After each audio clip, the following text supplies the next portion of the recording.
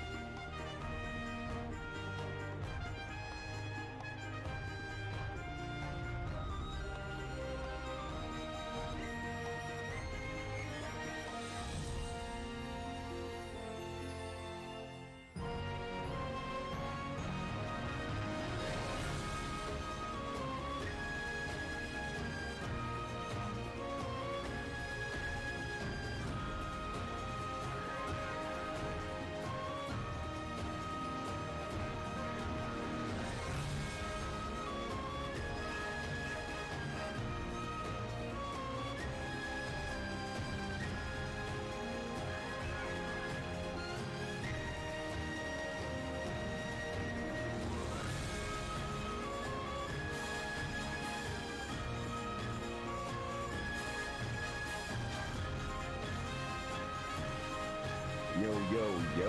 All right, I can't wait. Hello, everyone. Welcome to another episode of Ying Meets Yang of Gaming. Today's guest is Stadia Revolution. Let's get this started. I need to tweet out some things, everyone, so give me a moment. And while you're doing that, we're gonna go ahead and officially go ahead and kick this thing on off. So, Do that. hey, Red, man. First of all, how are you feeling, man? Thank you for joining, first of all, and I just want to let people know how you're doing, bro. Oh, I'm doing good. I had a busy day today. I got up, wrote that article on Cloudy for doing the Stadia versus Luna Yep. comparison, kind of Yes, sir. contrast. I did that. Then just did a live stream a few hours ago with Duncan and me and one Kelly. And did that for like 90 minutes or so. We had a nice discussion about that and just the state of cloud gaming in general. And watched Bears lose and White Sox lose, and now I'm here. so Yo. here hanging out with you guys, and I'm kind of upset that my team's lost today, but yeah, whatever. I It's feel still that. the beginning of the season. You're okay. It's the beginning of the for the White season. Sox, it's the last day of the season. Oh. And they got a playoff spot, so it's all good. I ain't mad. I ain't worried about that. But it's just the fact that they lost to the Cubs, man. That's the worst part. But other than that, it's all good. All right. Okay. So, and then you did a show. You had a show going on. Did you mention that?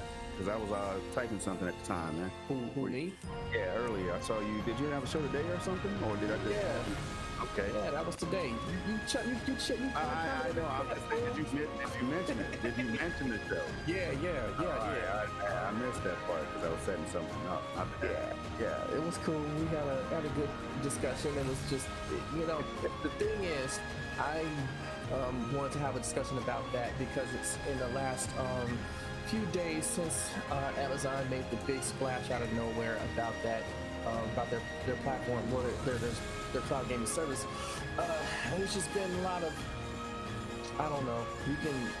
There's been some negativity, some positivity, some undue praise, and some undue criticism. So I just wanted to have a conversation where it wasn't a bash fest. It was just, hey, we're going to talk about these two platforms and what they do and where they're similar and where they differentiate. So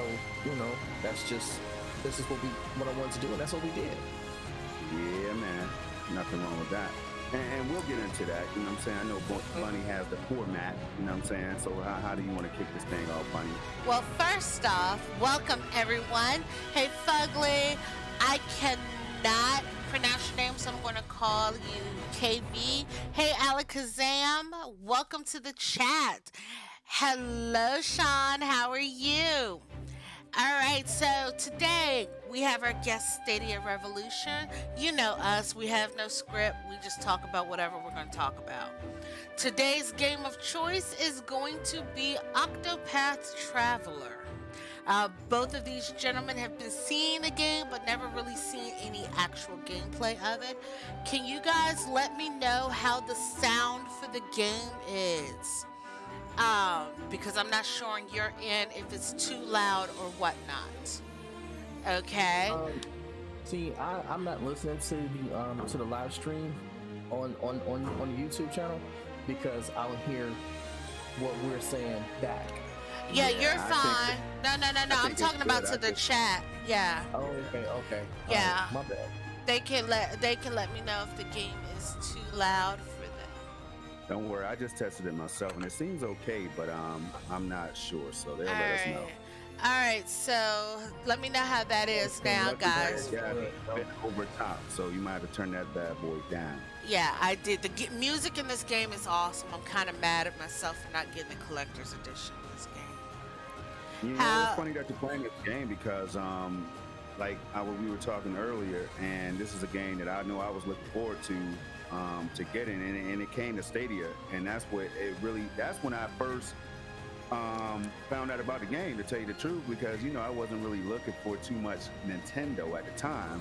So You were 2 you know, years too late. The first year it came out on Switch in 2018. 2019 it went to Steam. And 2020 it came to Stadia. oh wow. Is that Yeah. sound a little better now, guys? Or are we too loud? I did drop the volume a little bit. Oh. Yeah. So yeah, you're 2 years too late. And I feel bad about that. I'm not gonna lie to you, because from when I saw the homie Link TV play this game on Stadia, and it was definitely something that I think I can get into. You know what I mean? Oh, it's awesome. You know me, I'm a Doom and GTA and Call of Duty and all that stuff. I'm triple A blockbuster type of dude. You know what I'm saying? But this right here is a And, game that will play. I played See, a lot of Octopath Traveler is the type of game that I grew up playing, because I grew up playing like all of the RPGs, all the JRPGs. That's majority of stuff that I played, except for, the sports games and stuff like that. So when I saw this, I was like, oh, okay, that's gotta be in my collection. And for whatever reason, it's not in my collection yet. But Well- I'm definitely picking it up. As soon Well, as it goes on sale, I'm getting it. Just to make you laugh, when this game dropped in Japan, Square Enix did not anticipate. There was a worldwide shortage of this game in physical.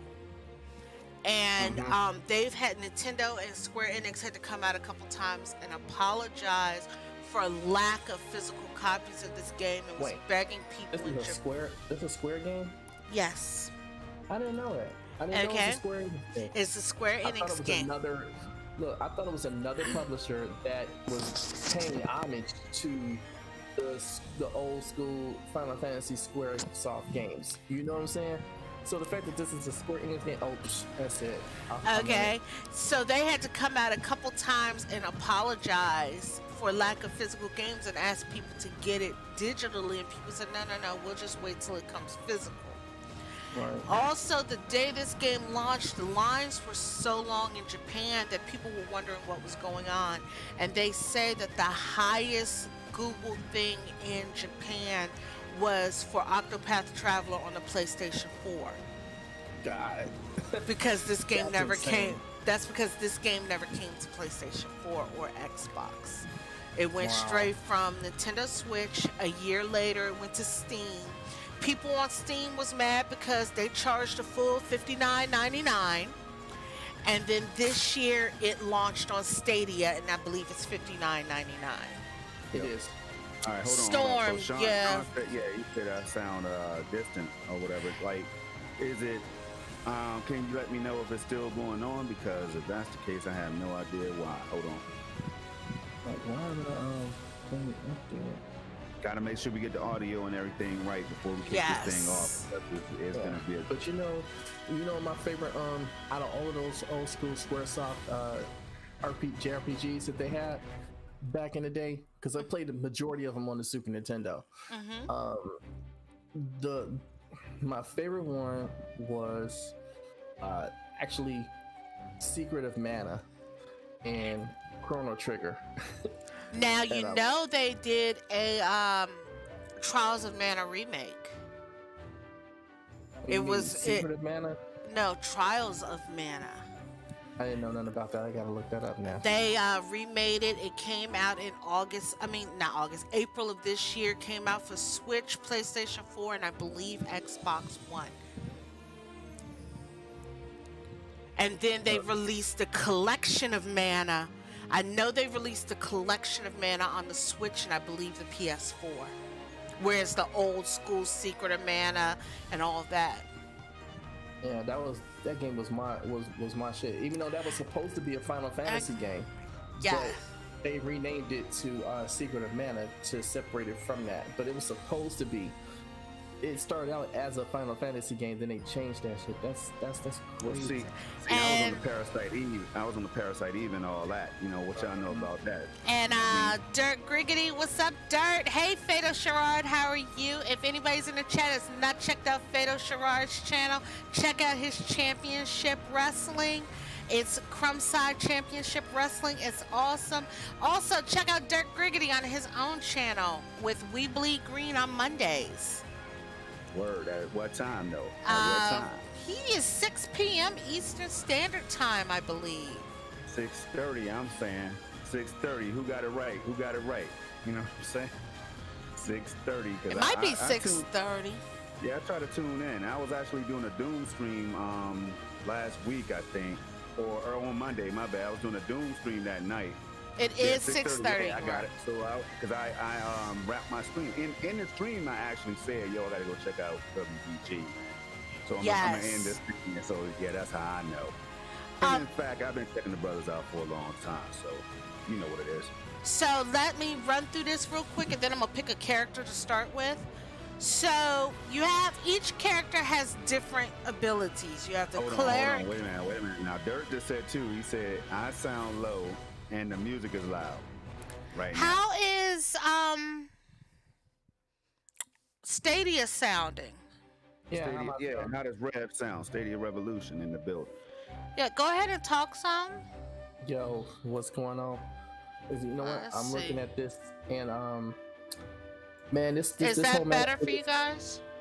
Let's see here. Try talking Bunny now, Storm. Bunny is loud. Bunny is. They say you're loud. I'm good. I'm talking now. Mic check. And then see, Rev sounds good to us in our ear right now. So I'm not sure what's going on, but we'll get it. Turn the music down. Yeah, turn that music down some more. That's all. Okay, how's that? So many games in this series, though. What, Trial of Mana? Yeah, because they coming under different names, right? Okay. So there was Final Fantasy Adventure, and you know, in America it was called Final Fantasy Adventure, and Mystic Quest in Europe. But see, the thing was, I played Final Fantasy Mystic Quest here.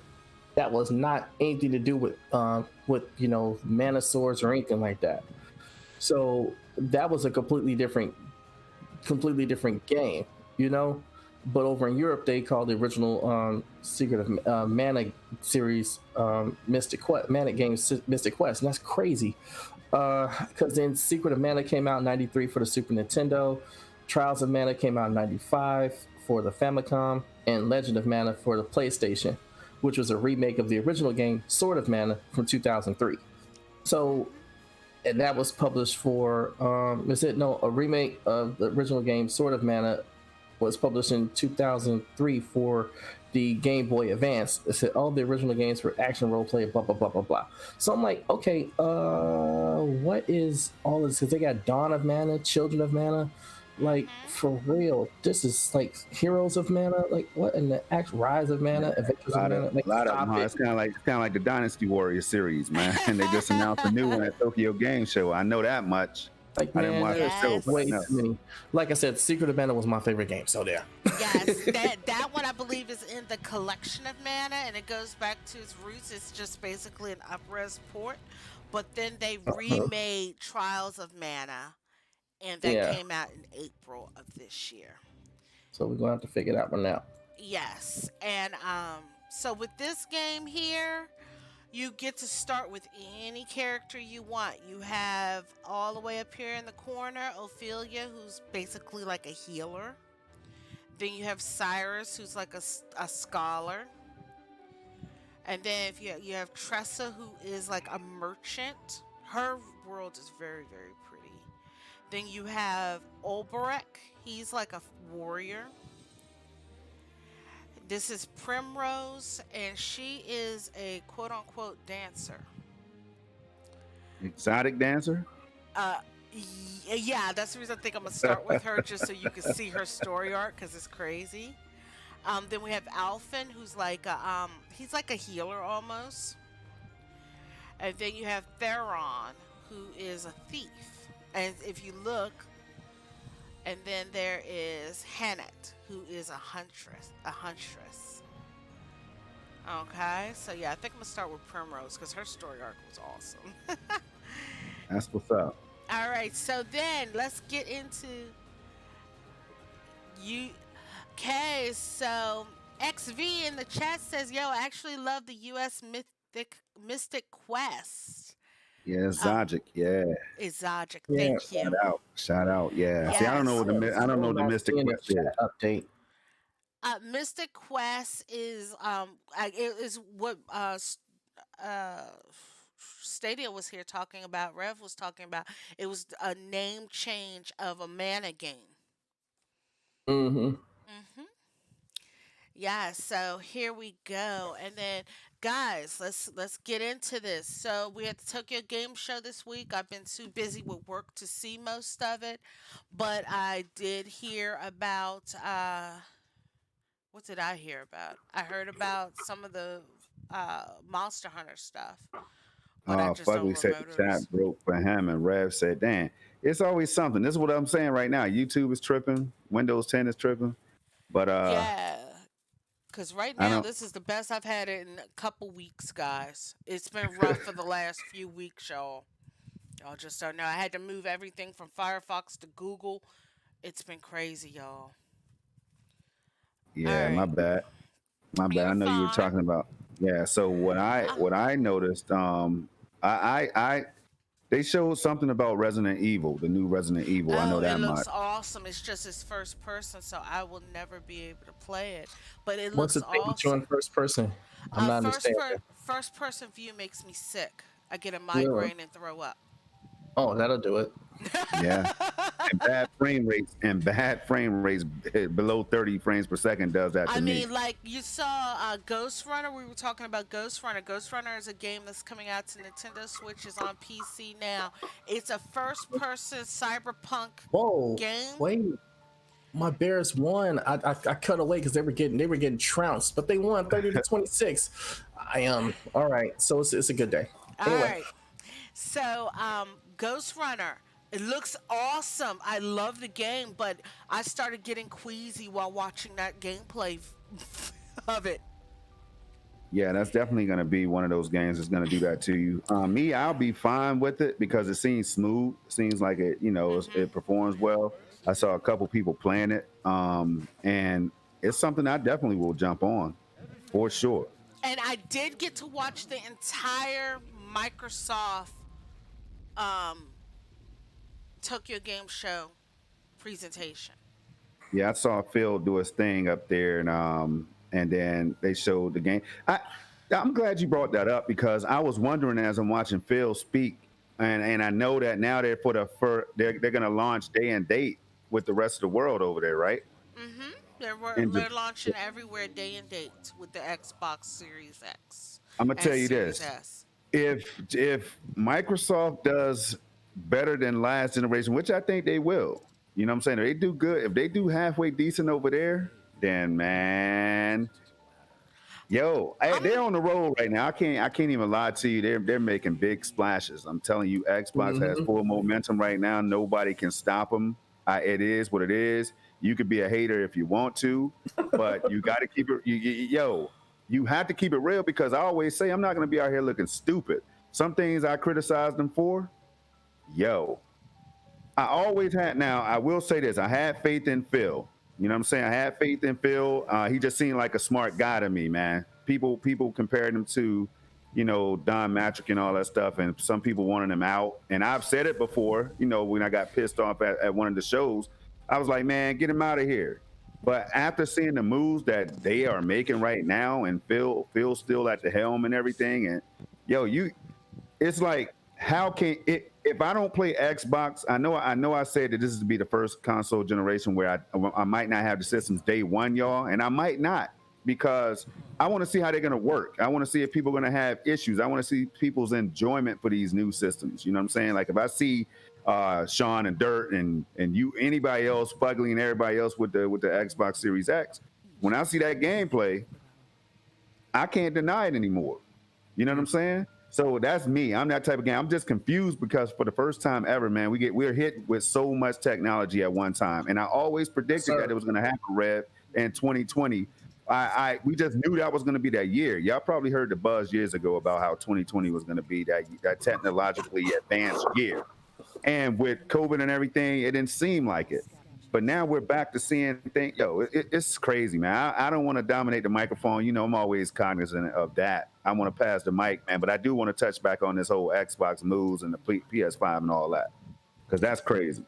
I mean, the only thing that kind of disappointed me was that the show that they gave Japan has been a lot better than every show that they've done here for the States. And it actually made me interested in some of the games on Xbox. They didn't focus on a lot of the first-person games. They showed other streamers and stuff in Japan having fun with their games and things like that. In my opinion, they put on a better show, more targeted to their audience in Japan than they do here. It didn't have any of that cheesy, those cheesy people talking. It didn't have any of that cringy humor. It had none of that. Right. I thought it was a very well put together show. So do I. Okay, what do you think about it, Rev? Or did you even see it? I saw what they were doing here. I saw some of that, but it's just that, okay, for the sake of clarity, I'm an Xbox guy from like day one. So if I ever was going to get a console, it would be most likely the Series X. If I was to get a console, I'm not in the market for one right now. But if that was it, if I was, that would be it. So, having said all that, I know why they were like that.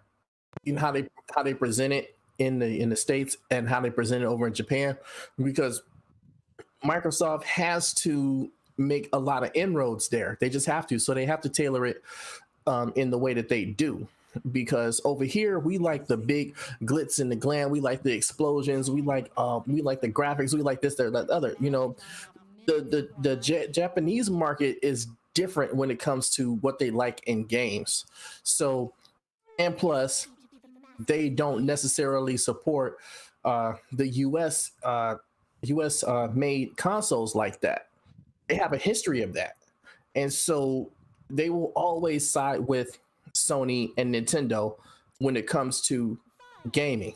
So Microsoft has to like completely cater to them in such a way that makes it, palatable for them to even think about buying an American console like that, because they typically don't support it in the large numbers that you see from everybody else.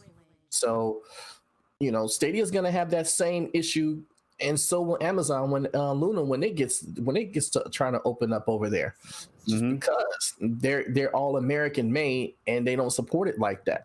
So, I can understand why they did their show the way that they did it. That's all I'm saying. Yeah, and they've been trying to reach that market for a while now. You know what I'm saying? 19 years. 360, yeah, the original Xbox did pretty poorly. The 360 did not too much better, if at all. And 360 had those red ring of death issues in the beginning, so that kind of hurt the Japanese market. Yeah, I'm just saying over there in particular, because I love the 360. You know what I'm saying? Mm-hmm. But see, the thing is like, in the beginning when they went to when Xbox went over there and everything, they had said in an interview, it was some interview I was listening to. They said they weren't trying to cater to the Japanese market in the beginning. They were Right. trying to get the Japanese developers so that it could draw the people who love Japanese games to the Xbox. Mm-hmm. Hmm. With the I remember Xbox, that. with the Xbox and the Xbox 360, there are tons of games that's released for Japan only that Yeah, never came here to the US. because they would never sell here. Because we like AAA, AAA, AAA, AAA. Everything got to be AAA. You know, even down to the indies, it got to be AAA. So, I you mean, know, so that's the thing.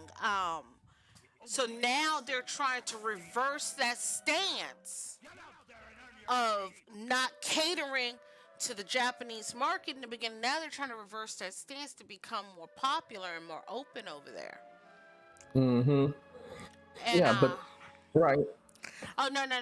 Go ahead. I was reading something. No, Yeah. I'm just saying that even that there's still that that I don't want to say country of that country loyalty that is just in inherent in the Japanese market. So there's that, and then what you were saying too, that both those things are a factor when it came to why it wasn't doing so well. Hmm. Yeah, I mean, I'm just That happy to changed see that. itself. I read somewhere that the pre-orders were sold out over there. You know what I mean? Now, I wanted to pick you all's brains to see because, okay, with the pre-order situation on both consoles, you know what I'm saying? PS5, there's a shortage. Xbox Series X and the Series. I'm just gonna call them the Series because I saw some. I think that makes sense. Mhm. Just call them Series, and you won't have to worry about specifying X or S. But those consoles, do you all and these graphics cards and everything? It just made me think, y'all. Is this shortage intentional? And I know I'm not the first person that's ever brought this up. You think I know COVID is out there and it's real, y'all. I know that much now. I'm not saying that's trying to downplay it or whatever. But do you think that some of this is intentional when it comes to these console and hardware shortages? Right now, I'll be honest with you. Right now, I'm not paying attention to too much with the pre-order selling out. Right. And the reason is because A, the Switch has been out for 3 years, and it's hard for Japan to keep the world in stock of Switches because their plant shut down in the beginning of the year. Yeah. Um, right now, if you're seeing signs up in GameStops telling you they have only 4 of the Series X and 2 of the Series S, that shows you right there how limited this system is. Yeah. Okay, that's Uh, with all the systems. If they're only getting like 10 pre-orders, Mm-hmm. that's showing you how limited these systems are. And they're waiting from their corporate office to see if their corporate office can get more from the shippers and the manufacturers. The fact that like everything shut down, worldwide shutdown, I personally think that Mm-hmm. all these consoles and everything should have waited 1 year to build up their inventory. Trust me, every one of these consoles would love to sell 10 million copy, I mean 10 million units if they had it in every country on day one. They would love to do it. But Mm-hmm. right now there is no stock for it. So any country anywhere in the world that's saying they ran out of pre-orders, I'm looking at the situation here. If GameStop is telling you they got 6 and 4 pre-orders, or they're only getting 10 pre-orders at your local store of the PlayStation, that's showing to me that there's a shortage. And yeah, and that's I'm not going by if they say, oh well, the console sold out in 10 minutes. Yeah, okay, it sold out in 10 minutes, but you gotta see how much that beginning stock was before you brag about that. Right. Right. so. Go Yeah. ahead. Now, Red, I know, and then you can go ahead and catch it, bro. But before the pandemic, y'all, there were shortages. I remember so many different things, being sold out and hard to get, including the Switch when the Switch dropped and all that. So that's what made me prompt that question. You know what I'm saying? That's why I thought about that because it's like me and my friends used to always like wonder whether some of that was intentional because it creates demand. You know what I'm saying? So go ahead, But Rev. yeah, go Go ahead, about? No, Rev, and then I was gonna say something else real quick. I didn't really have anything to say on the shortages. I mean, like I said, Bunny pretty much said it all, because it's true. So I didn't really have much to add on that. And I mean, the thing is let's look at PlayStation 4. They sold, let's say, roughly 120, 110 million units. Yeah. Do you actually think they would want to have a low amount of units for pre-orders when they know they're anticipating 25 to 50% of their user base to jump straight ahead to the PlayStation 5? Well, good question. And I'm gonna tell you my answer, right? I think that sometimes, like if see the evil corporation would sit back and say, well, we know that some people take times, the casuals, they take a longer time to migrate over to the next gen systems, right? That's a fact. It happens. We have friends that still don't have the X or the Pro or whatever the case is. And you're gonna have a lot of people that won't upgrade to the newest Nintendo as long as those games are playable on the Switch, right? Mm-hmm. So that's what I'm asking. Like I'm wondering if they're sitting back saying, yo, we're gonna create this big demand, and then holiday season everybody's going to be fighting over this thing, and then Black Friday and all this stuff is going to come, and then it's going to be crazy. I don't think, because see, with the Switch, here's my theory with the Switch. The Nintendo was coming off a failing console. Let's be honest. You're talking about the Wii U? Yes. Yeah, they were coming off a failing console. Would you take stock in building up a huge supply of a system if you're not sure if it's going to succeed or not, especially when you're jumping from a strictly home console to a hybrid system? Right. Okay, then you got to think about it. They sold 17 million Switches in 9 months. Do any company anticipate something like that when you came off of a year where they sold 13 million units in 5 years? And also, you gotta remember. Wait. Also, go ahead. Yeah, because this is a good one right here. This is hot. Go ahead, Brad. Also, you got to remember during that time too, they had the NES and SNES minis that they underproduced because they didn't anticipate the demand. So that's like, especially with the NES mini, they was like, okay, we're only going to produce so many because I guess they didn't think people were going to be interested in it, and the demand was so great, and they just decided to not even produce anymore. And it was like, oh my god. So then when they thought they were gonna, they thought they learned a lesson with the SNES mini, and that didn't meet demand either. So then the Wii U was messed up. The Wii U didn't succeed as much as they thought that it should have. It was, that was what it was. So when you factor all that in and you bring the Switch in, and it's like, okay, they didn't produce as many as they probably should have because what they had was, just not a good situation coming from the previous console, and then mistakes on the 2 little retro units that they had. So and they were only launching with one game, Zelda Breath of the Wild. It was the Wii U swan song and the Switch's launch game. Right. And it ended up more people had those games than they had Switches to be made. So I mean, those are a couple differences for that console versus now. Mm-hmm. PlayStation already know they had a successful console. Right. I mean, it's a PlayStation, so it's gonna be successful no matter what, because it's just the market leader basically, and it's just ingrained in people's minds to have a PlayStation, because when people have never not had one since 1995, so it just has that mind share of the general public. Like, it is okay. I get perfect example, like back in the 80s, right? And in the early 90s, Nintendo was like the console, right? It was like, no matter what another system was, it's like, oh, did you get the such Nintendo? Did you get the Nintendo such? Or you get every console was called the Nintendo. Even though it was a TurboGrafx 16 or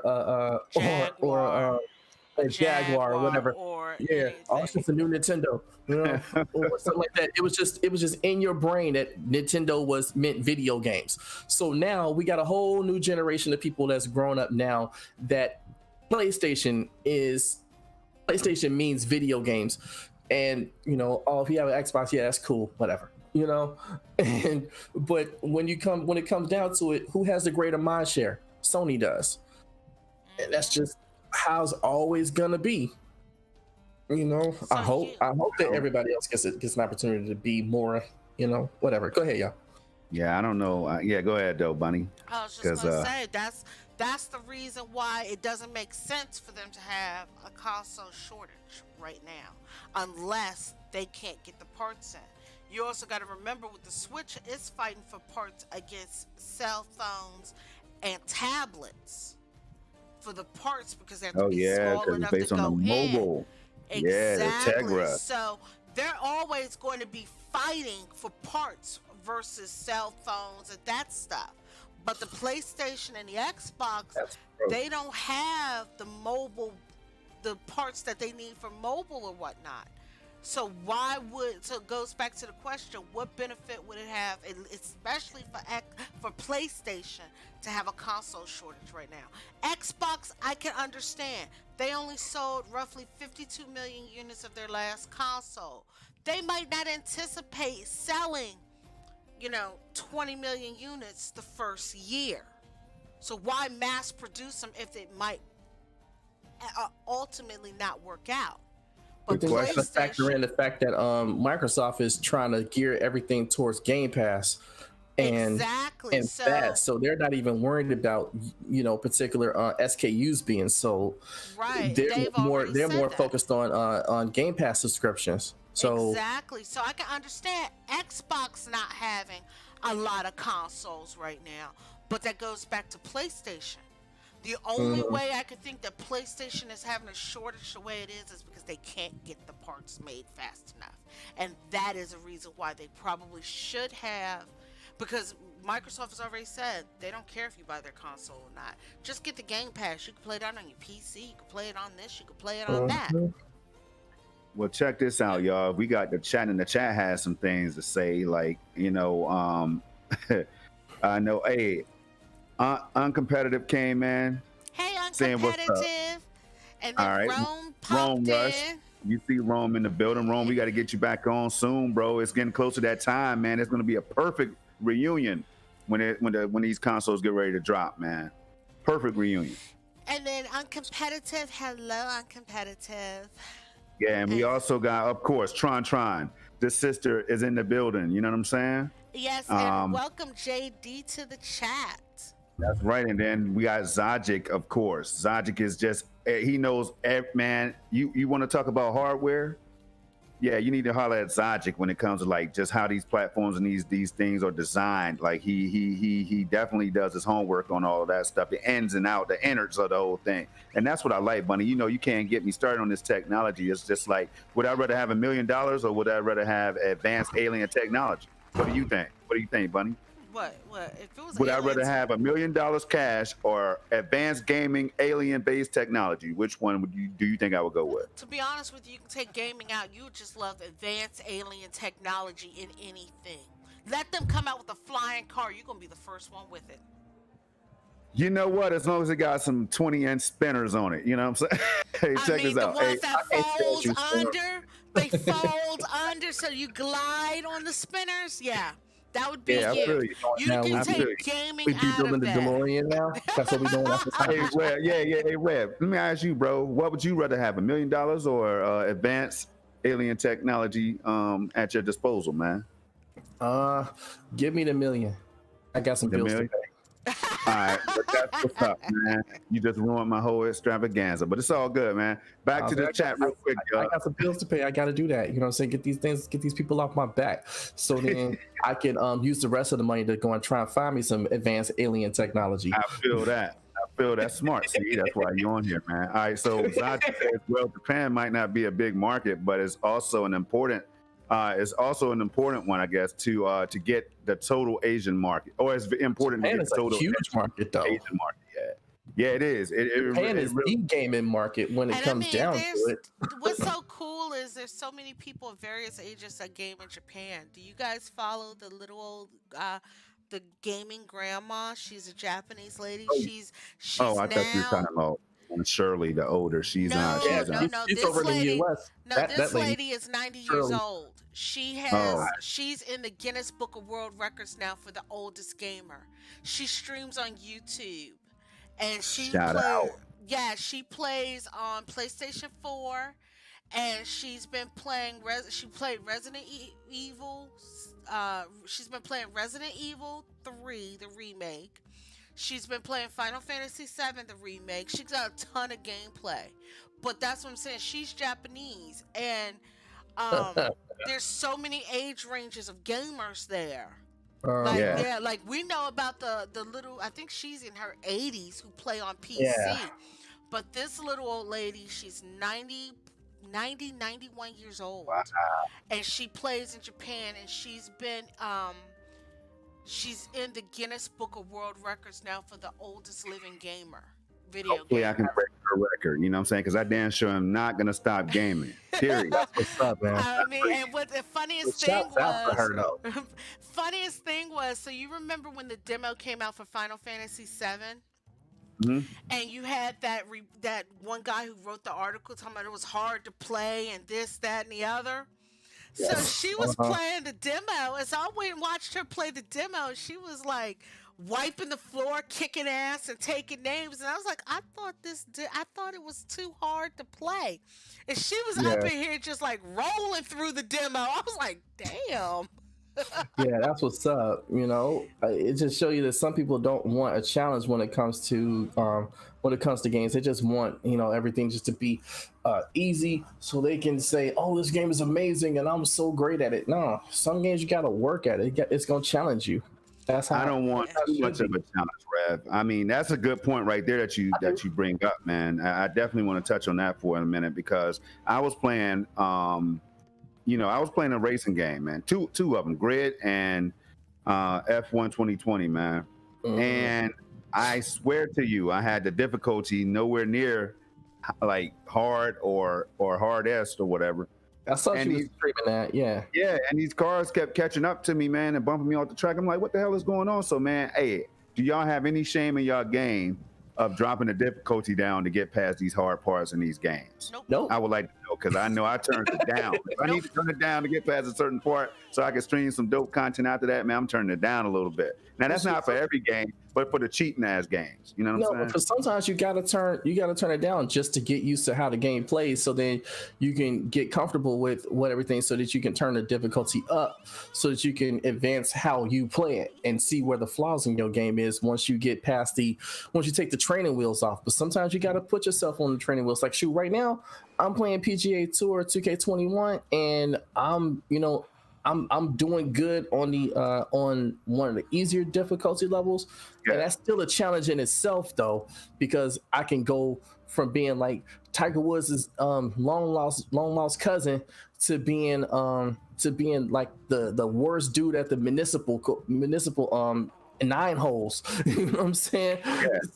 From hole to hole, from course to course, I can either be extremely great or just the worst guy you've ever seen ever in the history of ever. So, and that's on one of the easier difficulties. So I'm thinking like, okay, I'm gonna do all right. I'm doing okay now. I'm winning some tournaments. I'm cool.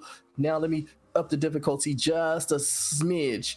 And the game was like, nah, dude, you ain't ready for all this yet. I was like, oh, hey, that's crazy. And see, people act like they're too, like see, some people won't tell. They'll never tell if they drop the difficulty down. It's super easy, cool, as my homie Flip Money would say, man. But like, I don't think there's anything wrong with it versus getting a headache, breaking your damn controller, throwing your console through your TV, and then having to pay another $2,000. You know what I'm saying? I'm not one of those people that punch a hole through the wall and all that at a video game. But Bunny, go ahead though. No, I will drop my difficulty because sometimes, like in RPGs, I very rarely play on the hardest difficulty because I want to enjoy the story. If I'm dying 20 and 30 times because I can't defeat this boss, I'm not enjoying the story at that point. And now even some games have put a mode in where you put it on this difficulty if you're primarily here to enjoy the story. Mm-hmm. And then Yeah, that's true. they'll put that mode in, and then they'll put easy, and then they'll put medium, normal, then they'll put hard, and then Hmm. and some games will put some Hellraiser setting Like for it. insane and all that. Yeah, you're right. Now let me ask you this though, because Metal Gear will clown you. They'll give you a chicken soup on a game like Metal Gear. You know what I mean? If you come Play it in all there the and way try to through put, on easy. yeah, so if you're making content and you put it on easy there, you have a problem because you're And gonna have to. Remember, that's the thing. See, the types of games I play, it's very rare that I have to put them on easy right? because of the types of games that I play. I know what my skill level is, y'all. Me too. I accept what my skill level is. Okay? Usually, I play on normal, and Yeah, then see where it is from there. yeah, see, I accept that, hey, Metal Gear Solid games like that, those are not my type of games. I understand that fact. So I I stay had, away from them. But they're so third person. I mean, they're so right down your It's alley. third person, but y'all remember? I'm not far. I got like one stealth game here, and it's because it's a horror game. Just because a game is third person and can technically play it, it might not be my style of game. Right, there's always that factor. But hey, speaking of difficulties, your Storm, you remember on what they said about, because like in Halo, right, the original Halo Combat Evolved, Yep. they had they had the difficulty settings, something easy, Normal, heroic, legendary. heroic, legendary, right? So you remember what they said about legendary? Like if you put it all the way up to legendary, you know what the caption for that was? What? This is suicide. Oh yeah, that's right. That is true. That is true. Like on each one, they said, And it had a different skull and a they had skill the and all that. description, right? They have the description for like the normal. It said normal game. There's gonna, there's going to be some resistance, but you can advance through the game pretty much or something like that. Right. On heroic, it's like Heroic for the experience games or whatever. Yeah. Opponents are going to be a little bit harder, blah blah blah. This and the other, but then you put up on legendary. This is suicide. But you know what? We actually some of them will even say suicide mode. Some games I've seen, and they'll have like easy, beginner, easy, normal, hard, death march, suicide mode. Yep. I was like, yep. I know. And so Zajic says, see, I can't see Zajic, man. I'm going to have to. Zajic says, yeah, I like the pain. I always play everything at the max difficulty the game will let me. Well, more power to you, but I would love to see you play Doom Eternal at Nightmare or whatever the hardest difficulty is, because I'm telling you now, that is a game right there that will kick ass and take names. I played, what was that? NBA Live 1990, NBA Live 97.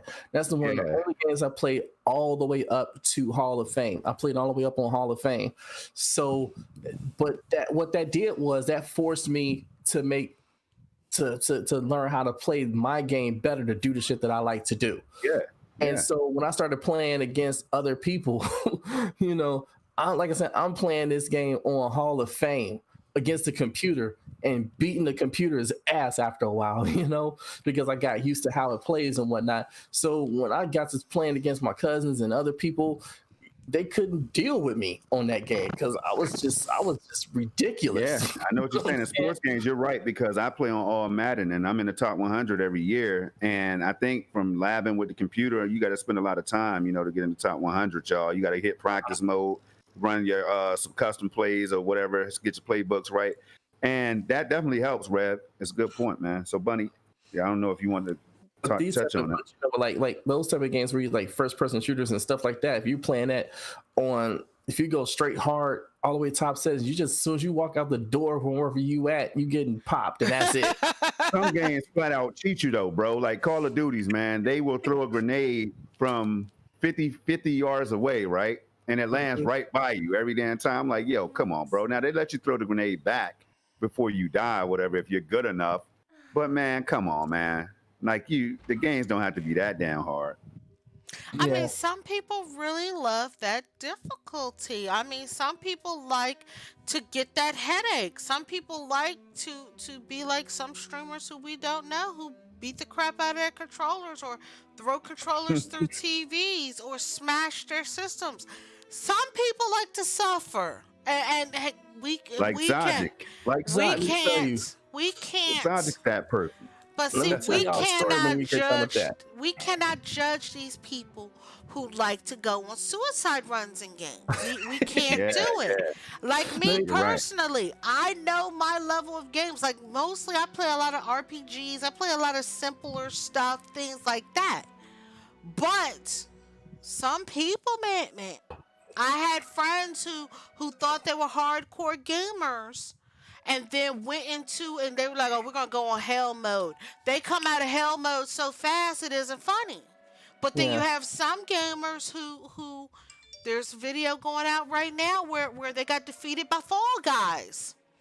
Oh And yeah, But let me I'm tell one of you. those people. I got a win though. I did get a dub. Well, I'm sorry. Did I get a dub or I completed a couple levels? Maybe I won a couple levels. Who Go knows? ahead though, Red. But let me tell you, like people that like to throw their controllers and all this other stuff, man. Look, I was staying with some, I was living with some people a few years ago, about 3 or 4 years ago, Mhm. and the they had a 15-year-old son, right? And Yeah, all night long, like for the whole summer, all night long, he played League of Legends, right? yeah. Mhm.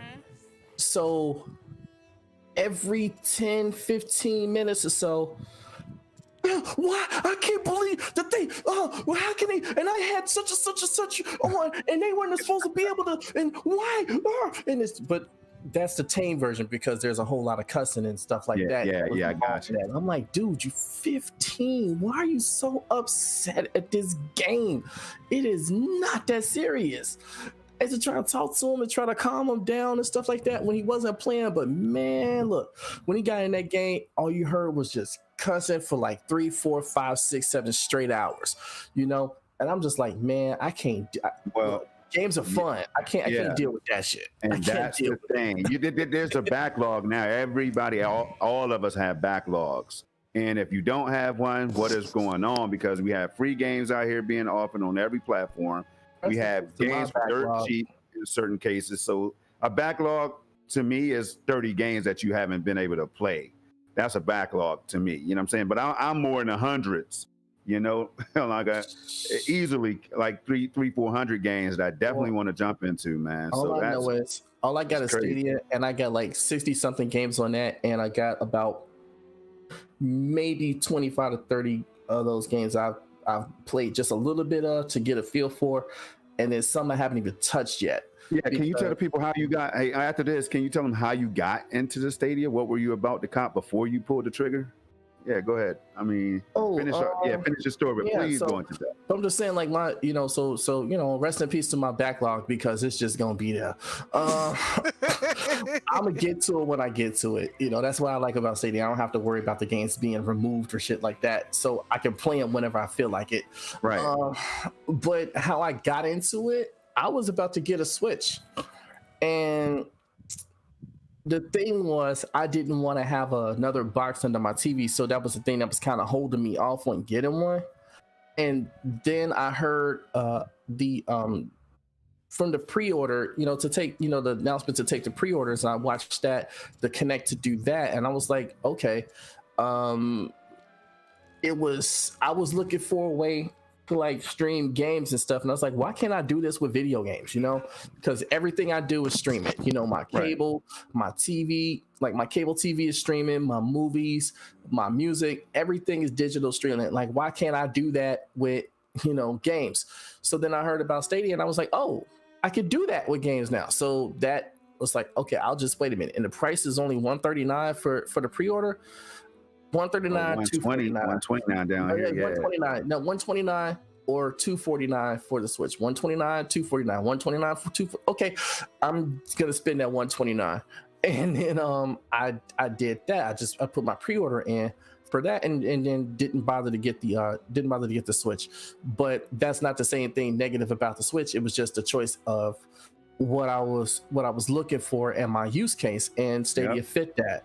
So that was then, how you got into it before then, because you had to, for what was that, 4 and 2, November, December, January, February, March, and then up until April 8th, you couldn't get onto it without having bought the Premier Edition Yeah. or having pre-ordered the Founders Edition. But now, sure, you don't even have to do that. All you gotta do is all you need is a Gmail account, and you can go to Stadia.com and sign up, and you can start just buying your games and playing them. And he So, needs literally too, literally Gmail like, account. you don't even He have walks to. you through the steps. That's crazy. Yeah, and the misconceptions are that you have to have a pro subscription to play your games. You don't. Um, that's not even the case. That's never been the case. Because you could cancel any games that you purchased on it. You can't If you canceled your pro subscription, you were still able to play those games because they were yours. The only games you couldn't play were the ones that they gave you for free, and you had to have the sub active for that, which is still the case. Um, but other than that, no, you can go to the site, sign up. Don't even have to put your credit card information in there if you don't want to, and you can skip over the 1 month trial of the pro sub. Now you can just skip that part. You don't even have to do that, and you can just have your free Stadia account, and you just buy whatever games you want to buy and play them. And now they even got deals for people that don't have a pro sub. So, you're not even paying full price for some of those games. So yeah, it's a cool option. You hear this, Bunny? Now You hear this, Bunny? Take notes, Bunny, because I it's know a you really cool want that option now. Stadia. So it's like, like if you have your main console already or your main way of playing games, that's cool. Everything is an option. Everything Oh, is an well, option. yeah. So you can have your PC games or whatever, and you can use your GeForce Now or Shadow or whatever to play those games on in the cloud or whatever. But if you also want to have a full cloud gaming experience, there's Stadia right now. And because I mean xCloud is there too for that, but xCloud is more in support of Game Pass and the Xbox itself, as opposed to just being its own standalone platform. So I mean, there's pros and cons to everything, but you just want the right information out there so people can make a informed decision if that's something that they would be interested in. Right. That makes sense, though. Bunny, you back? I'm here. Oh, okay. I was just okay. So, what's your thoughts on it? I mean, not just Stadia. I'm not. Of course, I'm not just Oh, talking I about wanted to Stadia. read something Uncompetitive said in Okay. the chat. Oh, go ahead. Go ahead. Uncompetitive says there is a controversy in Call of Duty. He loves playing Call of Duty surrounding the introduction of skill-based matchmaking. Why is that a And controversy? probably because they might have. It's odd to say this, but when you do things based on skills, not everybody has those same skill sets. Some people carry people through wins and things. Yeah. So the And one that matched up the noobs with the noobs though for a better it matches, experience. it's based on your skills. So let's say you have 32 kills or something crazy. Yeah. But let's say you didn't do all those kills. Some people pay people to level their characters up. True. There Man. is They do. there is in some games, like people were paying people to train their kids to play Fortnite or to get things unlocked in Fortnite. Some people will pay people to level their characters up. That's just insane. I mean, people did it all the time in World of Yeah. Warcraft, and you could Yeah. always tell what people they were because when you take them into a raid, they didn't know how to play their character. Absolutely. Same with Destiny. The Okay, Sherpas so and all that. so if Yeah, they were making somebody, good money. so like if I was like my friend wanted me I to wouldn't even play. feel comfortable doing that. My friend wanted me to play Fortnite with him. I said I suck at the game. He said the only thing you gotta do is be in the party and live. He said I'll carry you to a win. So let's say you always team up with people like that and they carry you, and then you go, let's say you play Call of Duty without somebody, you don't have the skills that your level says you are Yeah, because you got that's the truth. carried. Well, those people will be exposed, and That's the truth. They will. They will be cheaters never exposed. prosper. That's why I would never do something put the like that. time in. Yeah, I mean, that's what I'm saying. So you're saying, how could there be a controversy? But when you hear the flip side of it, yeah, okay, I can understand how it happened. Like, if I was to play some games, my friends have told me, because they know I suck at the game, they just want to play with me. They tell me go hide in a corner. They'll do everything for me. Yeah. I mean, and some people like that. And then when they go into another match, let's say you have a team of 4, your other 3 people are carrying you. Let's say you go in and maybe only one person of your team can come in to play with you. And then you pick up 2 people who actually have the skill level and don't realize, hey, this person, we're carrying this person. Yeah. Now, let me ask you, do you accept that, though? Do you go and hide in the corner and let them do that work? No, I go die.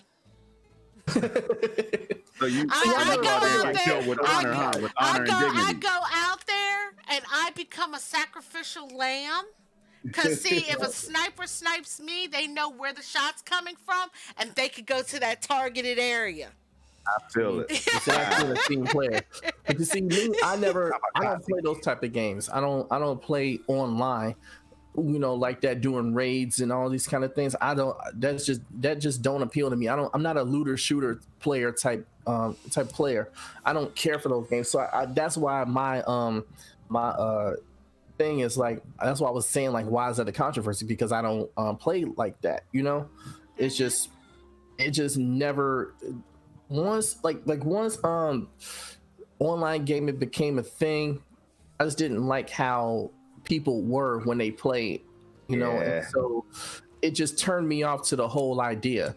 And I just want to now, what do you mean by that? Yelling at you like, you suck, dude. You don't know, you don't have the weapon. You can't go in the raid, and all this stuff. Like, it's before raids became a thing. It's like I'm talking like go like early days, like Halo 2, stuff like that. And you got people saying racist stuff in your ear and all this other stuff, and just playing like crap, or like say playing like NBA 2K, whichever version that was, 2K2, 2K4, whatever, and people are just spamming threes the whole damn game. They don't actually play.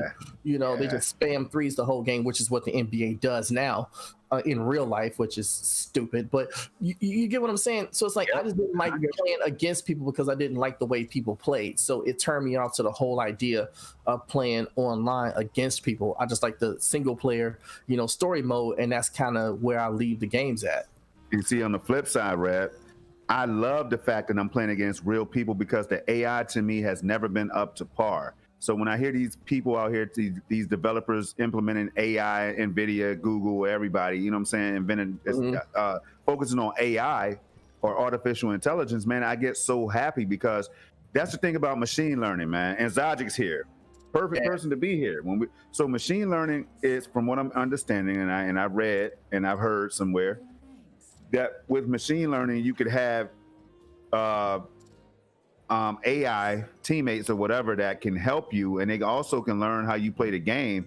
And in some cases, they're even using this technology to improve every damn thing in the game, for real. Like, it's just mind blowing. I'm not gonna get too deep into it, man. But this technology out here. See, I like the fact that I can play against a real person. Like, if I'm playing against Snow Bunny, it's better than me playing against the CPU. Now, I might beat Bunny by 150 points on Madden, but Bunny is going to always be like, yo, I'm not a Madden player, so I don't care. It is what it is, right. But at the same time, I'd rather play against Bunny than a computer that I can run a slant route on 500 times and run the score up on him. So, yeah, that's crazy. And I just want to interject one thing real quick. If you guys are following the game and reading the game, I just seduced a guy and had him come to the lounge so that we can get him drunk to get all his money. Dang. So that's what's up. So basically, they went to the Cardi B school she went to the Cardi B school of dancing, huh? And see, what happened was, somebody killed her father 10 years ago, and she's hunting for 3 guys with crow tattoos. Oh, so wow. that's the reason she's dancing, so that she can hunt these people down. But you know what? I'm gonna say something about this. Just look how 3D that looks, man. Oh, they designed it on that level. They designed it to have 2D sprites, but set it in a 3D world. Yeah, that just looks so awesome. No, If it you just looks so amazing. if you find Uridan Chronicles, they did the exact same thing. It was a Kickstarter. You could see videos of it on YouTube, the opening and stuff. hmm Yeah.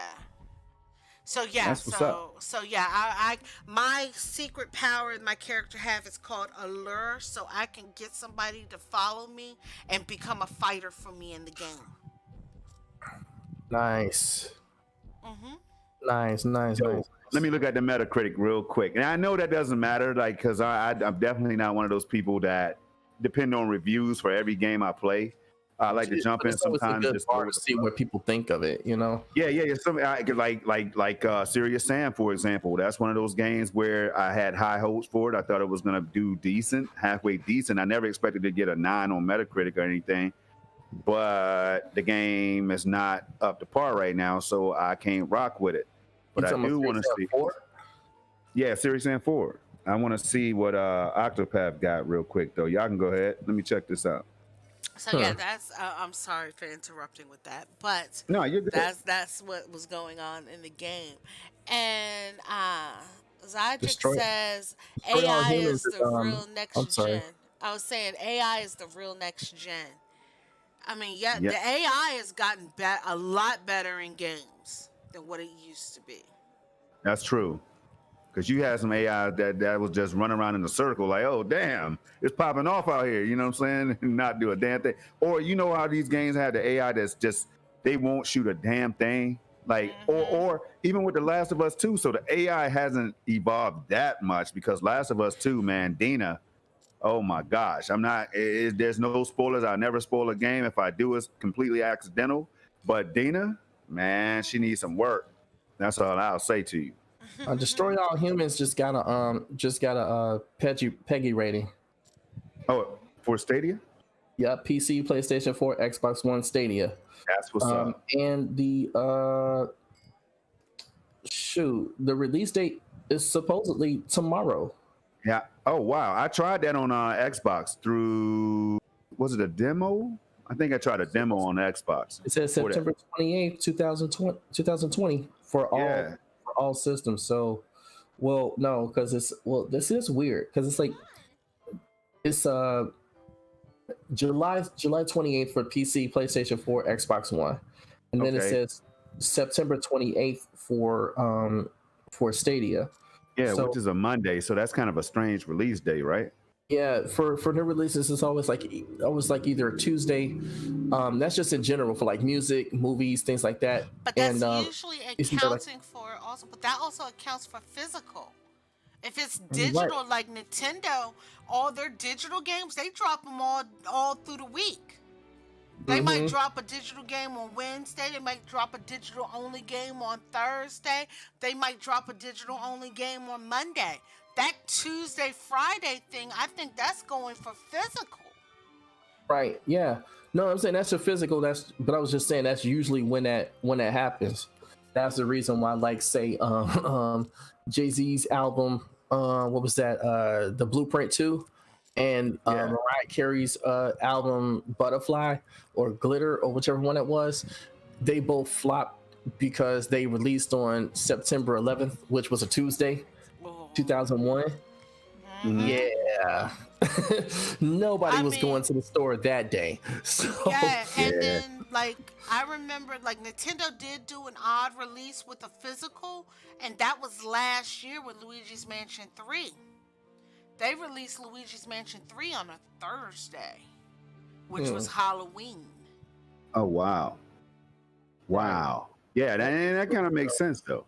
Makes sense. And then the year before, a game that I purchased called Deathmark, they released it on a Wednesday because Wednesday was Halloween and it's a spooky like game. Yo, that's crazy. Well, Octopath is averages a 83 for the Switch on Metacritic, which is damn good. You know what I'm saying? Anything over an 80 because you got some journalists out here. No offense, you know what I'm saying, but they be writing. I don't know what the hell they be doing. Some of them just wake up in the morning and just throw something together and drop it because I've seen like Shenmue. Y'all remember Shenmue? I bet I'm the only one on the panel that's completed the game. I'm the only one out of anybody in the chat that's completed Shenmue, the original first one. Hey, you talking about the one that's on the Dreamcast? Yeah, Dreamcast. Bet money I'm the only one. That game. You finished it? Yeah, I was a huge Dreamcast dude. So yeah, I played everything on that. I thought I was the only one, man. You know what I'm saying? You know what I'm saying? So you went to work, with the forklift and all that, man. Yes, sir. Yeah. That was fun. The forklift races was amazing. Yes. Now the game was a dope experience, right? But what did the Metacritic? Let me go to Metacritic right now, y'all. I got to do it. Shenmue, go ahead. I mean, you can continue if y'all want. I was never interested in the game. That was a good one, Bunny. It was a good one. I mean, that's what I'm saying. Shenmue was amazing. Amazing. And like I said, even though games are third-person view, that doesn't necessarily mean I'm going to play it. Just because like as you guys know, I have the lack of first-person view games. She's talking. No. This is to a lot of people because a lot of people don't understand this. Even though I can't play first-person games, they think I don't have a ton of games. I don't have a lot of games to play, so I'm thirsty for every third-person view game that comes out. No, my backlog is huge. Okay, the rest of the your backlog. I know that. My backlog is huge, and the fact of like this year has been slow for Nintendo, but last year I was averaging 2 to 3 games a month I wanted, and I was getting. So, yeah, even though it might be third person, that doesn't necessarily mean I'm going to flock to it. It has to be something that grabs me. Like that Hades. I still got to get Hades, but I want to see if Limited Run does a collector's edition for it. That's what I'm waiting to see. They don't have an individual score for Shenmue. Like they had 1 and 2 together, then 3. I didn't realize the Shenmue 2 alone got an 80. It's averaging 88 for the Dreamcast. 88. That's crazy. Anyway, but the first game, I remember GameSpot, man. I remember going to see that review, and it was in the 60s or something like that. I said, never again will I trust reviewers. From that day on, I started looking at reviews with a grain of salt. Man, do you mean tell you when I stopped listening to reviewers? This was way back on the PlayStation 1 days. And see, I used to play on the Atari 2600. And one of my favorite games on there was Pitfall. So on the PlayStation 1, they released Pitfall 3D. And had I listened to all the review scores, the review scores gave it a super low score. And said it was an awful game. That game was awesome to me. I used to speed run that game on the PlayStation 1 days. Like the first time it took me a couple weeks to beat it the first time around. But after that, I was speed running the game. Wow. And like I had gotten my time down to like beating the entire game in like 3 hours or something. Crazy. So, but the game was so good to me. But there's so many people who don't even know that game existed. And these are retro collectors. Like people who are retro collectors, they'll be like, yo, what's your favorite game on the PlayStation 1? I always say Pitfall 3D. And they're like, I never even heard of that game. I haven't. I played Pitfall on Atari 2600. So dude, Pitfall 3D came out on the PlayStation 1. It was awesome. Man, that's crazy. I never even heard of that. And I had a PlayStation. See what I mean?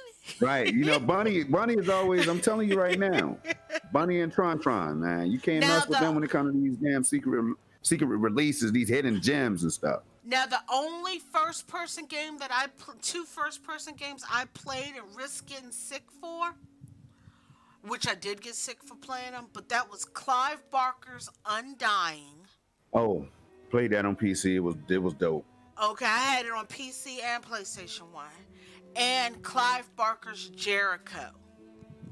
Interesting. Never played that one. That was his second video game. Okay, Y'all wanna they were go ahead? first-person games. Clive Hmm. Barker's Undying. You had surround sound. You were getting the hell scared out of you. Hey, you're not lying, Y'all want to know when I stopped listening to ratings, like reviews and stuff like that? man. It had nothing to do with video games. It was a source. It was a source. It was a music review, and it was the source's review of one of BG's album. Uh huh. You know, Yeah. Crash Dummies Yep. Records, Cash Money Records. Cash money. Yeah. Cash money. Millionaire. Crash Dummies. Anyway, so the reviewer spent the whole time trashing the album, just trashing it. Like, it was terrible. He can't rap. He sounds crappy. He's terrible. This and other. Blah blah blah. The music is like whatever. And he just went in all the way. Right. And how many mics that album got? That's how many mics. Nope. 3.5. Nope. It got 4 mics. Wow. And then he said, after he said all of that, trashing the rapper, trashing the music, trashing the songs, trashing the lyrics, trashing everything, he said, but he wins because he is who he is. I said, you know what? I can't trust none of this shit no more. Because if you're gonna tell me that this dude, when I hear this dude, I know the damn dude can't rap like at all anyway, but you gonna tell me he wins because he is who he is? Nah, hell no. I'm not buying that bullshit. You know what I'm saying? So nah, from then on, like, critics, reviewers and stuff like that just had no credibility. Like I said, sometimes they are pretty spot on. They go through the pain so we don't have to. I will give them that much. I will say that. You know what I mean? I'm probably one of the only people in the entire hip hop world community place that never bought not one No Talent Records, No Limit Records song, album, CD, single, nothing. And I never bought anything associated with Cash Money, Young Dummies, none of that shit. I've never bought any of that crap, none of it, because it was all crap. It was all bullshit. You know what I'm saying? So I couldn't listen. I couldn't torture my ears and put. Well, to each his own. You know what I'm saying? Some people like it. That's like these games. You know what I'm saying? Some people loved it, and I can't help them. I can't help them from being wrong. You know what I'm saying? But I'm being a jerk right now, but I'm just saying. I'm just saying though, I just know I'm one of the few people that never bought in that stuff, man. So like I said, when you got a reviewer just trashing this crap and then saying that they win because he is who he is, and then give him 4 mics, I'm sorry. Yeah, I feel you. So, what's up, Bunny? What's up? I'm fighting this dude. She's showing some. Oh, you answered it. Oh, all right. Yeah. If you see what's happening on the screen, she's showing some awesomeness. So that's I'm what trying not to pay attention too much because I'm gonna end up playing the game. But go ahead though. Yeah. Well, it's on your beloved Stadia, so why wouldn't you play it? I know, that's why I don't want to spoil anything. Oh, okay. But like I said, I started with Primrose. You can start with whoever you want. That's true. Yeah. Look at that lighting, though. I like that lighting. That is so amazing. See, that you heard what he just said. You now, Bunny pays attention to the lighting, the graphics, and all that. Now I know it's not for everybody, but see, that's how. See, right when he says that right there, I'm in the club with this dude, Stadia Revolution, because he understands what I've been seeing in these games. I appreciate it. I appreciate it. I'm telling you. Man, look, you first of all, look where we come from, man. We come from the Atari 2600 ColecoVision and television days. We didn't even have sprites. We just had like blocks on the screen. Pac-Man, I don't know what the hell Pac-Man was on the Atari 2600, man. Oh my God, it was just dots. The rectangles. No. Yeah, it was straight up trash, but it was so dope. But we played it. I played the crap out that game, and because I love playing Pac-Man in the arcades, and it wasn't even like that, but it was that shit, man. You put that on right now, I will play it. I swear to God. terrible graphics as it is, it's just lines and dots on the screen. Terrible graphics as it is, I swear to God, I'll play it right now. Yo, remember the so we can appreciate graphics like this. Hey, remember the glitch though, where Pac-Man would go up and down, up through the screen? I don't know if that ever happened to you. You got to keep going through the screen. Anyway, yo, we got Phantom Kraken in the building. What's going on, bro? And we have Jamal in the building. What's up, Jamal? And then I seduced a guy to become my lackey. That's what's up. That's what's up. He gonna learn today. Right. Now, I know. All right, Bunny. What you wanna move to next? Because we can go any direction with the topics. I mean, we've covered a whole lot. We have. And we went from the Microsoft show. Mm-hmm. Right now we're talking about old games that nobody even knew existed on these systems. Talking about these critics and their impact on certain games. And that's another thing we got to remember. Critics sit up here and everything is based on opinion. Mm-hmm. So when we look at somebody's review of a game, it's an opinion based on what they think is great. Mm-hmm. True. But people will hold their opinion like it's the only thing that matters. Exactly. And that's what I get at people like that. I can't tolerate it. But tolerate that. The thing is, it's like if you have a certain level of integrity when it's attached to your reviews and stuff like that, because you say even if it's a game that you like, but you can still spot the flaws and mention those and not try to present it in a biased way.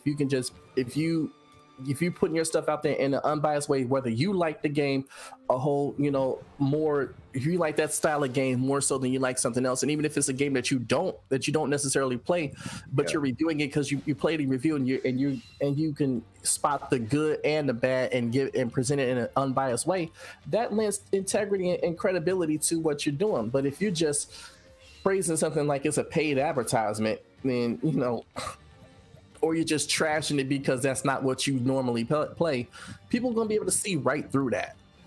Yes. And that's one thing about everybody needs to look at.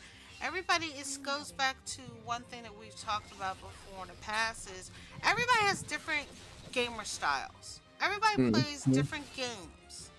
So if you play one type of game, like if you love playing Call of Duty and the only thing you love to play is Call of Duty, you shouldn't hate on somebody for playing nothing but Call of Duty, because that's what they love to play. Right. It's getting to the point of now I'm sitting here like, I don't care if you play Xbox or if you play PlayStation or you play something. Start talking about the games you play. Mm-hmm. I mean, that's the one thing I have to say about Stadia. The people in Stadia talk about the games they're playing, because basically that whole hardware thing is null and void for you. Mm-hmm. Yeah, that's true. That takes it out of the equation. Right. Yep, so you focus on what's important. Ooh, games. Like, what's my favorite game on there right now? And which games are coming? Hitman's the truth. Even though, and that see, the thing is now these games are old, but old games are on every platform. Nintendo has them, Xbox has them, PlayStation has them, PC has them.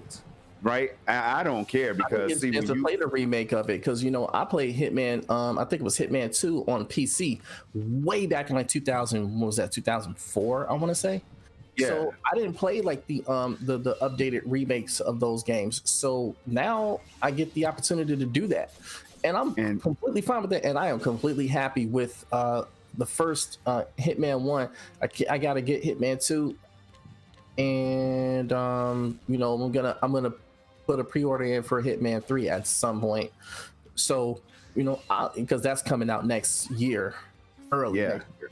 In February 18th, I think it is. Okay. So I want to having played both of those games so that I can be ready for the next one. But it's like, those games are fun, man.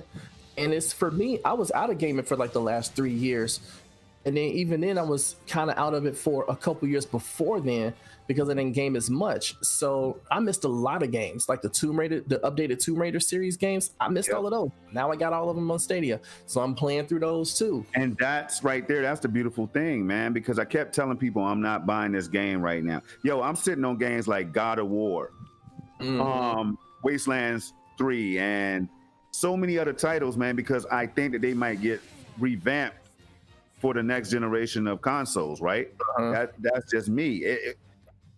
With so many games out right now, I know if it sounds crazy to you, I might be able to clarify it, because with so many games out right now, there's no rush to go and play. You could jump and play 100 games and still have another 1,000 left over that you can jump into. So it's like now I play games to primarily make content. Like where I used to sit for hours and knock a game out, 2 or 3 games a week or whatever, I play now like 50 games, and I can record all of that stuff that I'm playing, put it on YouTube or whatever, go back and watch it again, and others can watch it too. That's the coolest thing about this generation, y'all, of consoles and stuff, man. It's so cool. And then another thing is the Xbox. The reason why I bought my Xbox One X day one, right, is the promise or the fact that it could upscale some of these older games, man, like Cameo. And I'm telling you right now, I play it all. I went back, I booted up Cameo. I don't know if y'all know about that. See, I'm a gamer, you know what I'm saying? No shots though, but I play everything, Bunny. You know what I'm saying? So Cameo is a game that I like. Some people might say, man, why you playing that girl game or whatever, man? Nah, bruh. This game is made for all gamers. As long as you enjoy the game, I don't care what you play. As long as you enjoy the game. Said, not old if you didn't play them. Yeah, that's true. He has a good point. It says Zajic says not old if I didn't play him. Exactly. If you didn't play the game, if you never played the game, it's a new game to you. Like for some reason, I have no idea how this happened, but I skipped Final Fantasy 12. Me too. I don't know. I remember playing 7, 8, 9. I remember playing 10 and 10-2. 11 was online, and then somehow I jumped straight to 13. Is it because of the reception? Let me look it up. I'm the Metacritic guy tonight. No, I don't even remember it coming out. Yo. No, for some of those games, I missed them too because they weren't because I didn't have a PlayStation. I was, all about Xbox and whatnot. I had a PlayStation 1. I had a PlayStation 1, 2. I had 2 Xbox 360s. I had 1 PlayStation 3. I mean, somehow, I don't know why I skipped 12. Yo, I don't know either, but I did too. So when 12 got announced for the Switch, I didn't buy X and X2 because I played them, but I'm thinking about buying them to go back and replay them. But I went straight to 12, and I'm enjoying the game. Is there a 12? Is there even a 12? Yes. That's the one that was online or something? No, 11 was online. Oh. No, Final Fantasy 12 is there because, without 12, there wouldn't be a 13 and a 13 too. So, hey, Phantom Kraken said the same thing. Who's played 12? Anybody in the house that's played 12? Let us know. The 12, let me look it up here because I got it right here. I can't find it on Metacritic. I just tried it, and I typed in the Roman numeral and everything. Final Fantasy X11 is called the Zodiac Age. Final Fantasy 12, the Zodiac Age. Yep.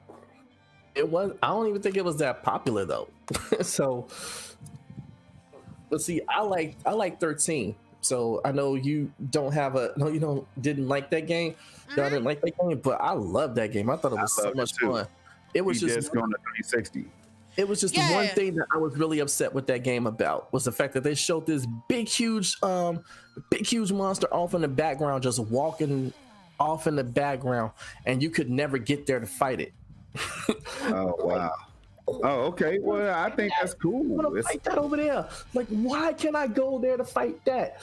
And no, you never got over there to get there, But it was cool. But I like the world building they did in that game, And the the upgrade system that they had in there. I liked all of that. I thought it was pretty fun. You know, getting the experience and grinding for all of your experience and all of that. Man, Yeah. I thought it was fun. Yo, that's crazy because the Zodiac Age is on all platforms, man. That's crazy. Anyway, So now you know what you got to go and do now. You got to go get the game and then go stream it. You're right. Now, before because you know, it's what time? Hey, all right. So we got time to talk about this, y'all. Almost. Here's something that was on my mind. I definitely want to get y'all thoughts on it because it's heated right now, and we kind of touched on it earlier without even knowing. But let's get into the prices of these platforms, right? We were talking about Nintendo. We were talking about the pre-orders from every Sony, Xbox, and all the pre-order, the impact that these pre-orders and whether I thought they was intentional. I thought they were intentional, and then we know that the pandemic it has something that has an impact on it, but at the same time, certain items were sold out quickly before the pandemic and all that. Years ago, decades ago. So with that being said, now I thought about one thing. The Switch did really well because it was priced at $299, Bunny. And now I gave the Xbox hell for the S, as in Sam, for the S model. I gave him hell. $299, man. Yeah, all right, yeah, whatever. You know what I'm saying? Whatever. I'd rather have the X. I'm an X boy. Why? You know what I'm saying? That's me now. So that was the digital version, right? Yeah, that's the digital. That's the digital one, right? All right, it's the weaker one of the two, which is still going to be dope, by the way. So I'm up here and I'm like, it's 300 for a reason. At first, when I first heard the price, it's 300 for a reason. $299, man. Yeah, that's the weak one. You talking about the 1S or the Series S? No, Series S. My bad. If I say one, you know what the hell I'm talking about, man. Okay, I don't know. Make sure I'm following you. Hey, Rev, I don't know why Microsoft and why Amazon. Please name these devices something else. Now I get it. Now the Series thing is cool, but it's confusing as hell. Well, Microsoft, after the original Xbox, they had unconventional naming conventions for their platforms. I mean, for their consoles, because how is the third console that they come out with, the Xbox One, when the original Xbox, the OG big box, was basically the Xbox One, and that's what I'm saying. The second was 360 based on because everything you do is supposed to revolve around the Xbox, and the Xbox can do all of these different things that revolve around you. So I get that part of it, but the Xbox One is like, okay, now it's one place to do everything, the entertainment hub. It's like, okay, but still they haven't gone by like the so-called traditional way of naming their consoles, because like if you look at Sony, how do they name it? They name it like movie sequels. Oh, PlayStation 2, PlayStation 3, PlayStation 4, PlayStation 5, and so it's like PlayStation 6, the never ending or something like that. Right. Yeah, I mean, and see, I don't have a problem because people know that 6 is greater than 5, 4 is greater than 3. So it's easier for the average consumer to walk in the store. Now I know a lot of people feel this way, and if you watch the YouTubers or whatever when they're talking about it, they have to correct themselves sometimes because they're like the Xbox Series X, and so that's what I'm saying when it comes to that. But what I really wanted to talk to y'all about was the price points, because I feel like at $299, that is going to be a sweet price point for people to jump in, and then you got all access, Bunny. So Xbox is definitely about to have the biggest. I think they're about to have the biggest generation ever. Here's my thing about that. Yes, the system is $299. Yeah. Switch was $299. Mm-hmm. Switch came with 35 gigabytes of memory. Mm-hmm. The Series X has 512 gigabytes of memory. Mm-hmm. The difference is the Switch, you can go get any micro SD card you want and put into your Switch to expand your storage.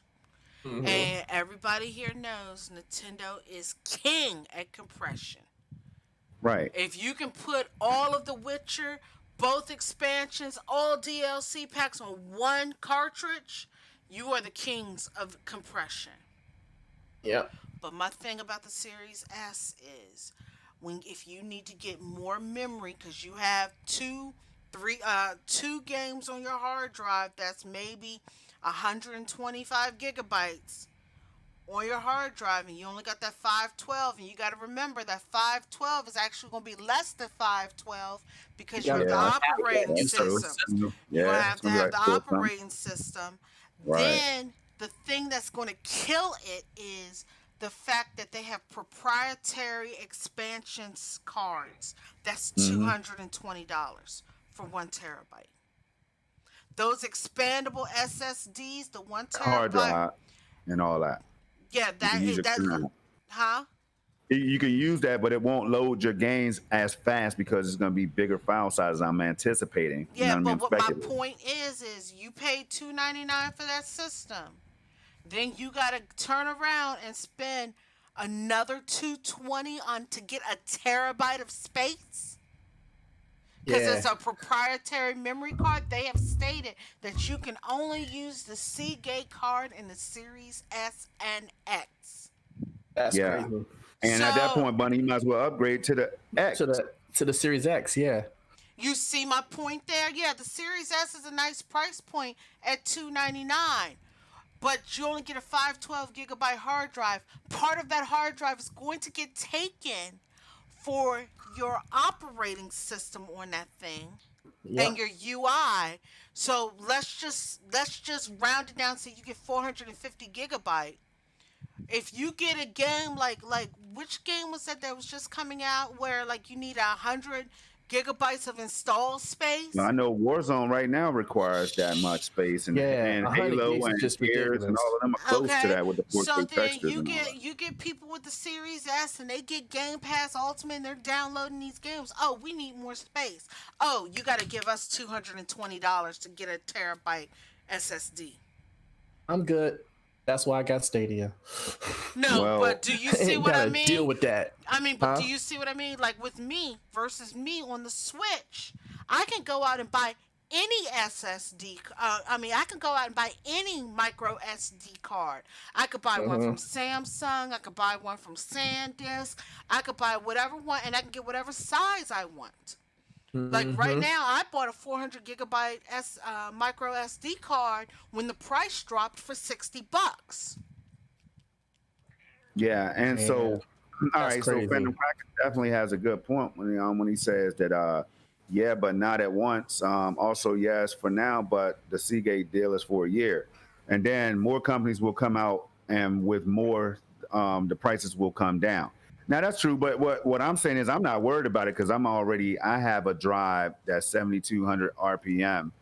That's not SSD, not even close, but that's okay for backup storage at 2 or 3 terabytes. You know what I'm saying? Well, I have two drives actually Will you for be a able to total of even? 5 extra terabytes. But would you even be able to hook it up to your Series S I or the that Series better be a X? USB. USB port is all I need. You know what I'm saying? And 3.0s are I compatible mean, with but 2.0. yeah, but the And thing is you're going. Well, yeah, you can Will go it from S. recognize it? That's the That's the question. question. actually, you know Because what? like, Actually, it should recognize 3. I think these drives might be 3.0. I don't know, but but it it may should be, but it may not be down to that. It may be, the architecture of how how it's constructed to recognize outside storage. You know what I'm saying?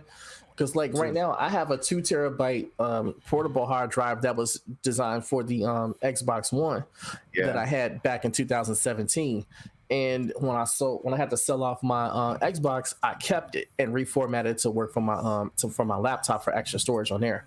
And that cost me a pretty little penny on top of the console, the controllers, the games and all that stuff, and the subscriptions and all that shit. So that stuff adds up. And if you have storage that you have already, it may not, like I said, it may not be able to recognize it because of how it's built to recognize only the proprietary stuff that they make.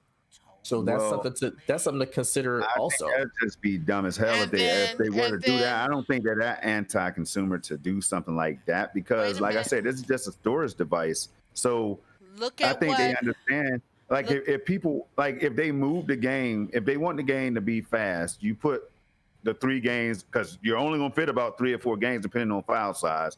on that bad boy. You put those games, you move them over to your actual console, and then you could just have the big drive as the storage device or whatever. Is what I'm speculating. Because if they're supporting the old peripheral like the Xbox One controller, then I'm sure that they are not going to do that to people. You know what I'm saying? So it's Look just at what something that. Uncompetitive said though. He says it's Snow Bunny Gaming.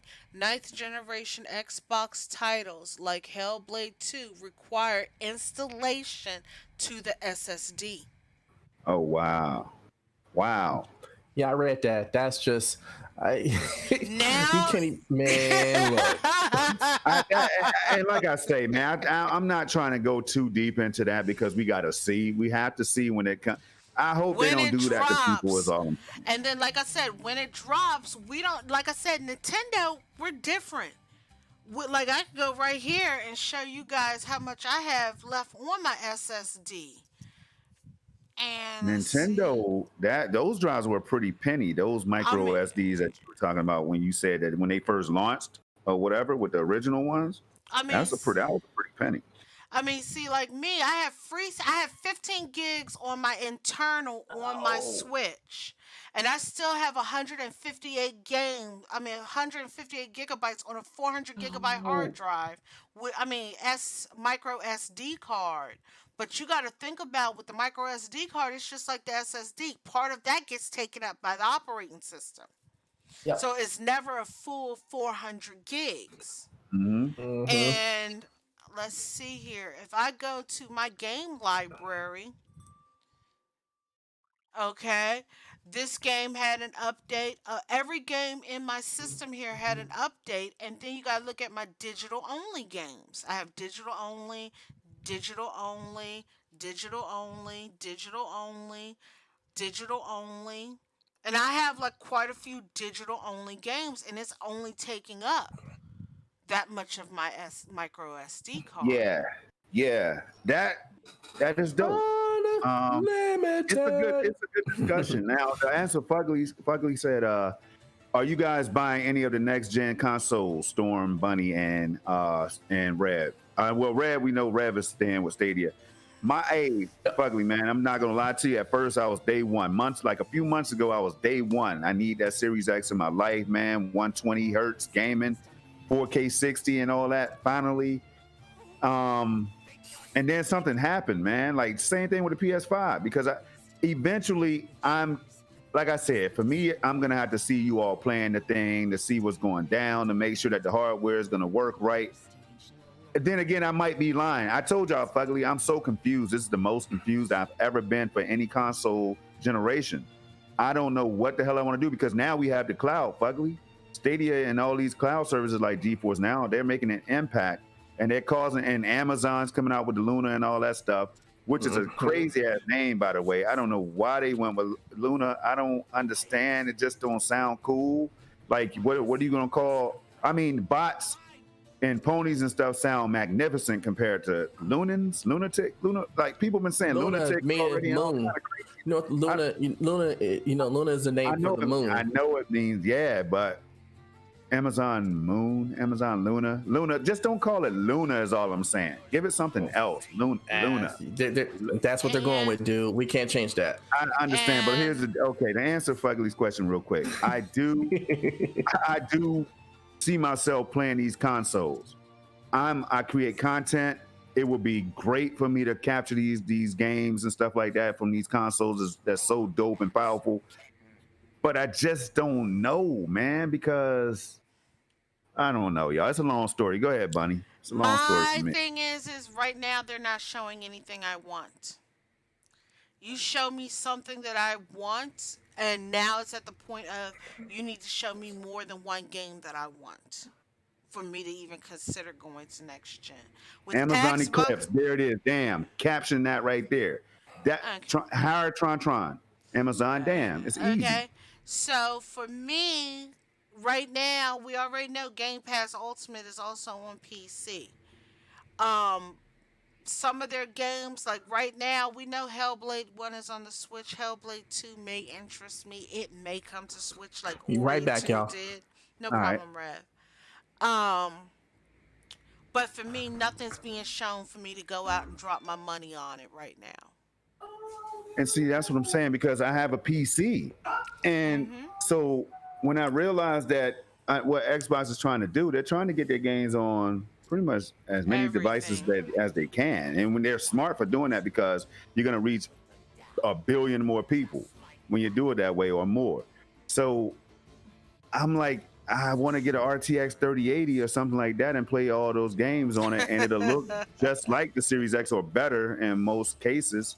So that's why I'm confused. Now you see what I'm saying, Fugly? Like, I don't know, y'all. It's like this is the first time that I have so many options to choose from that I don't know what the hell I want to do right now. So But again, yeah. when I see that gameplay and that gameplay is looking real crispy, Bunny, you know me. I'm a Oh, he graphics going fiend. he going he might be messaging me on Twitter talking about there's no Series X's in my area. Is there any down there? Can you let me Yeah, know can if you there's get one any? for me and I'll get you the money. I'll cash app you the money right now. All you gotta do is just go in the store and get it. I might be that person. And I'll meet you halfway driving to get it because we live in the Right. same state. Same, right.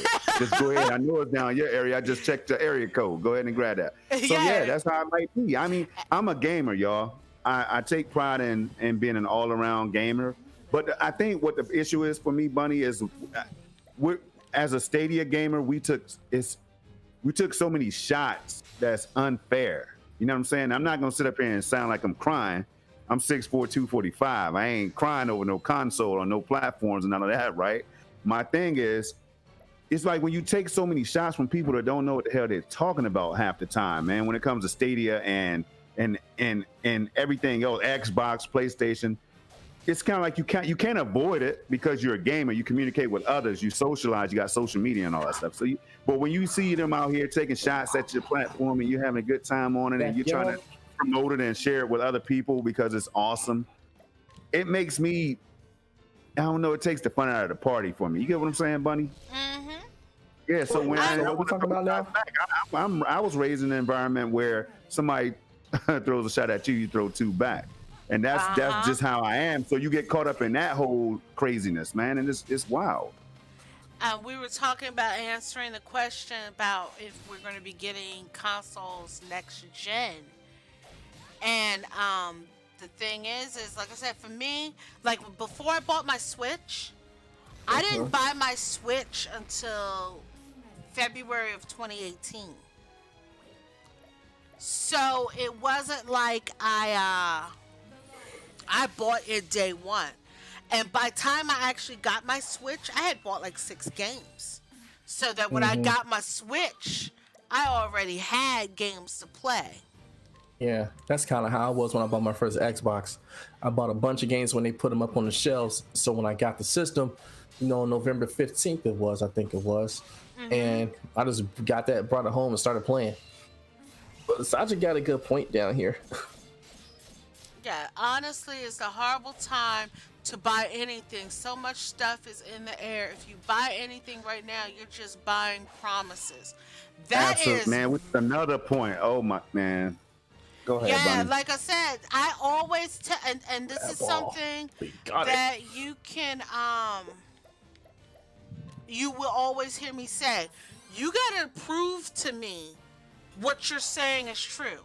Like they were saying last gen, weren't they telling you about the PlayStation and Xbox One was going to be able to do 4K 60 and all that Yeah, stuff? all that. I mean, they were saying true 4K, throwing out terminology like that, and then the CPU. They knew that CPU was weak in the Xbox One X, for example, and the Pro, because the PS4 Pro they was hyping things up. Rapid Pack Math is going to be dope. Games like Far Cry 5 is going to be amazing with Rapid Pack Math and all this stuff. And I'm like, okay, I spent my $900 on both of them. I'm happy. I bring them home. I got my 4K TV, so that's another $1,500. You know what I'm saying? So then I'm like, all right, well, the games look beautiful, but how come the CPU is holding PUBG back and other games back, and they're still at 30 frames per second or lower? And then Destiny 2 came, and I was like, damn, 30 frames per second. And so you see, so who wants to be done like that again? That's the things you got to think about. You got to think about, are they being, how truthful are they? Nobody's showing, like, how many, oh, damn, I died. How many games have we seen? Like what the Series X was showing, right? How many games have we seen actually running on the Series X hardware? Not Right. too many, and that's for a reason. It's for a Okay, reason, and it you makes me gotta. think that's why Halo Infinite got pushed back, and other games are being pushed back on PlayStation, and other games are being Mm-hmm. pushed back for everything. You know, And that's Now, something you gotta ask yourself. Like prime example, we knew the consoles were going to be coming out. I was asking back in March, do you actually think these consoles are going to be able to launch this year? Because at that time, everything was shut down. How are you going to be able to launch this stuff? Everything's shut down in less than 6 months and have everything made when nobody's in factories working. well, Microsoft said they they had a were already plan. working on this stuff though. They Yeah, It they were just were. shut down in the middle of it. That's what I'm saying. But the fact is the time when you remember how we were talking earlier about the shortage of the systems? Hmm. They would have built that 6 months making those consoles so they could have enough for the holiday season. Yeah, of course. So with that happening, you're now fast forwarding. We had last month the Xbox. They showed Halo, and that was a train wreck. Yeah. And now the Because it was off consoles. of like a alpha build, a pre-alpha build or something like that. And I'm like, why would you No, but put they that shouldn't have out there? showed it. Rev, they shouldn't have showed it. It's And that. Okay. like I said, I'm an Xbox guy, so I'm sitting here looking like, man, come on.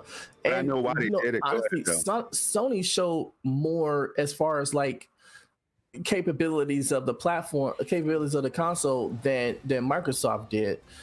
But even with that, I still wasn't like sold. Like, yeah, I made, I wasn't thinking like, yeah, now I'm gonna go ahead and buy a PlayStation after having not bought one since 1997. You know what I'm saying? That just wasn't my impression. I thought that they put on two really good shows and showing off the system and showing off the games and what it could do.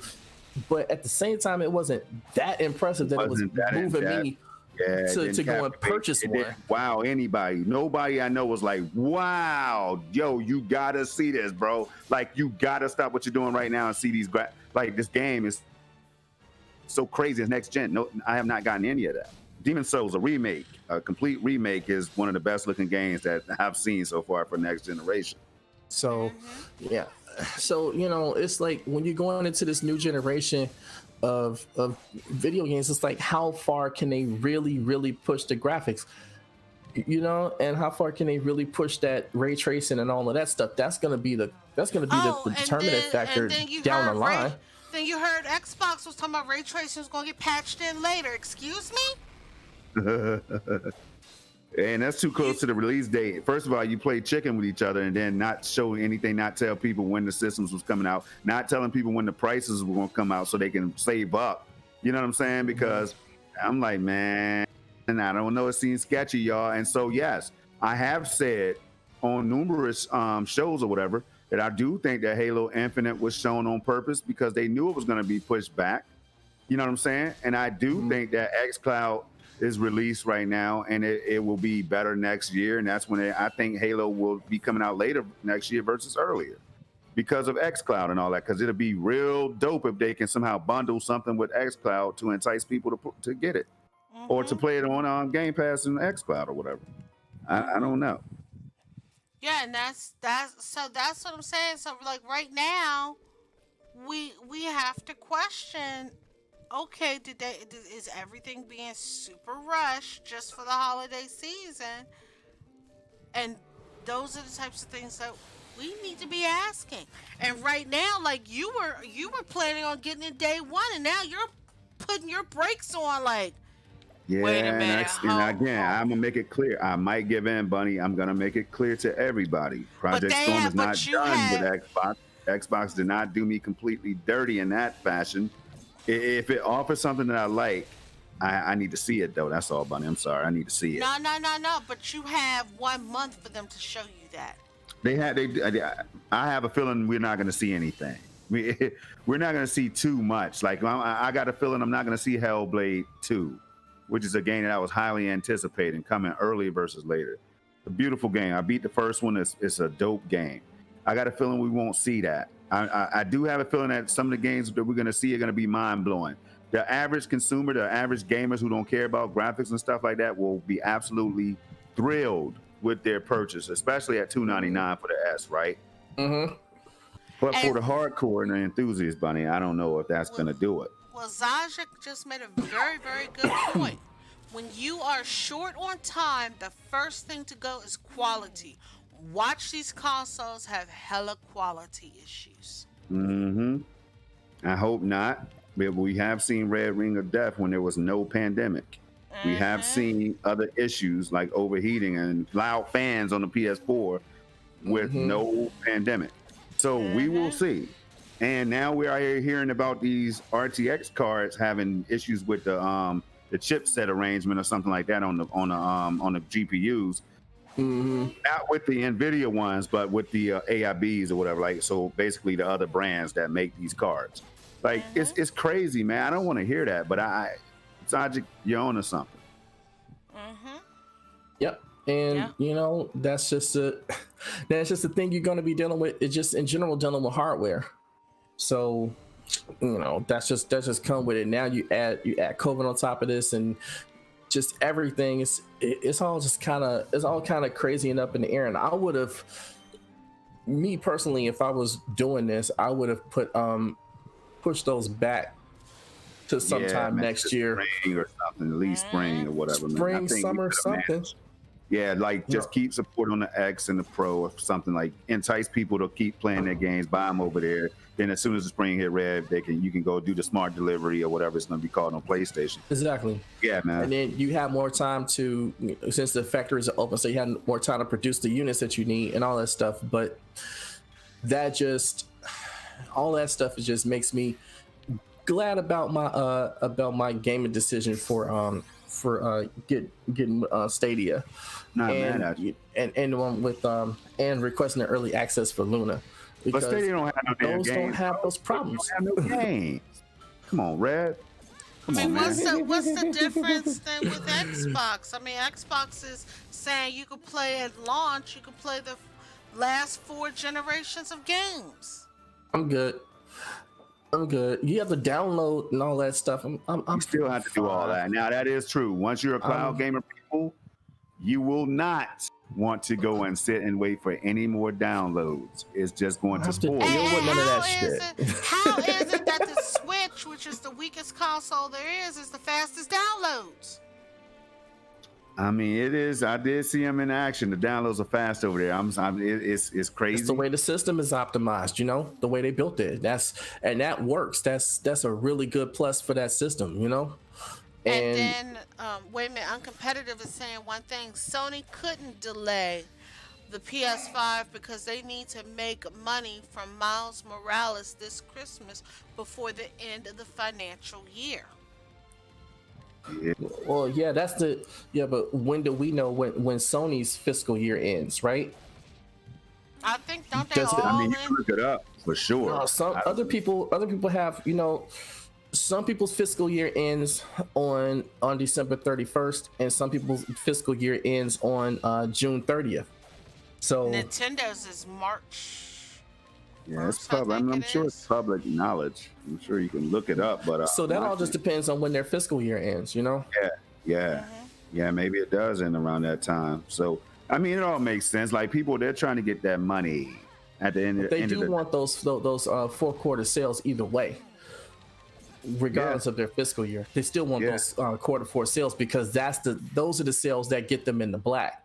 As opposed to operating in the red for the entire year. Sony knows that mostly every teenage individual is going to be asking mom, dad, grandmom, aunt, and uncle for Spider-Man Miles Morales.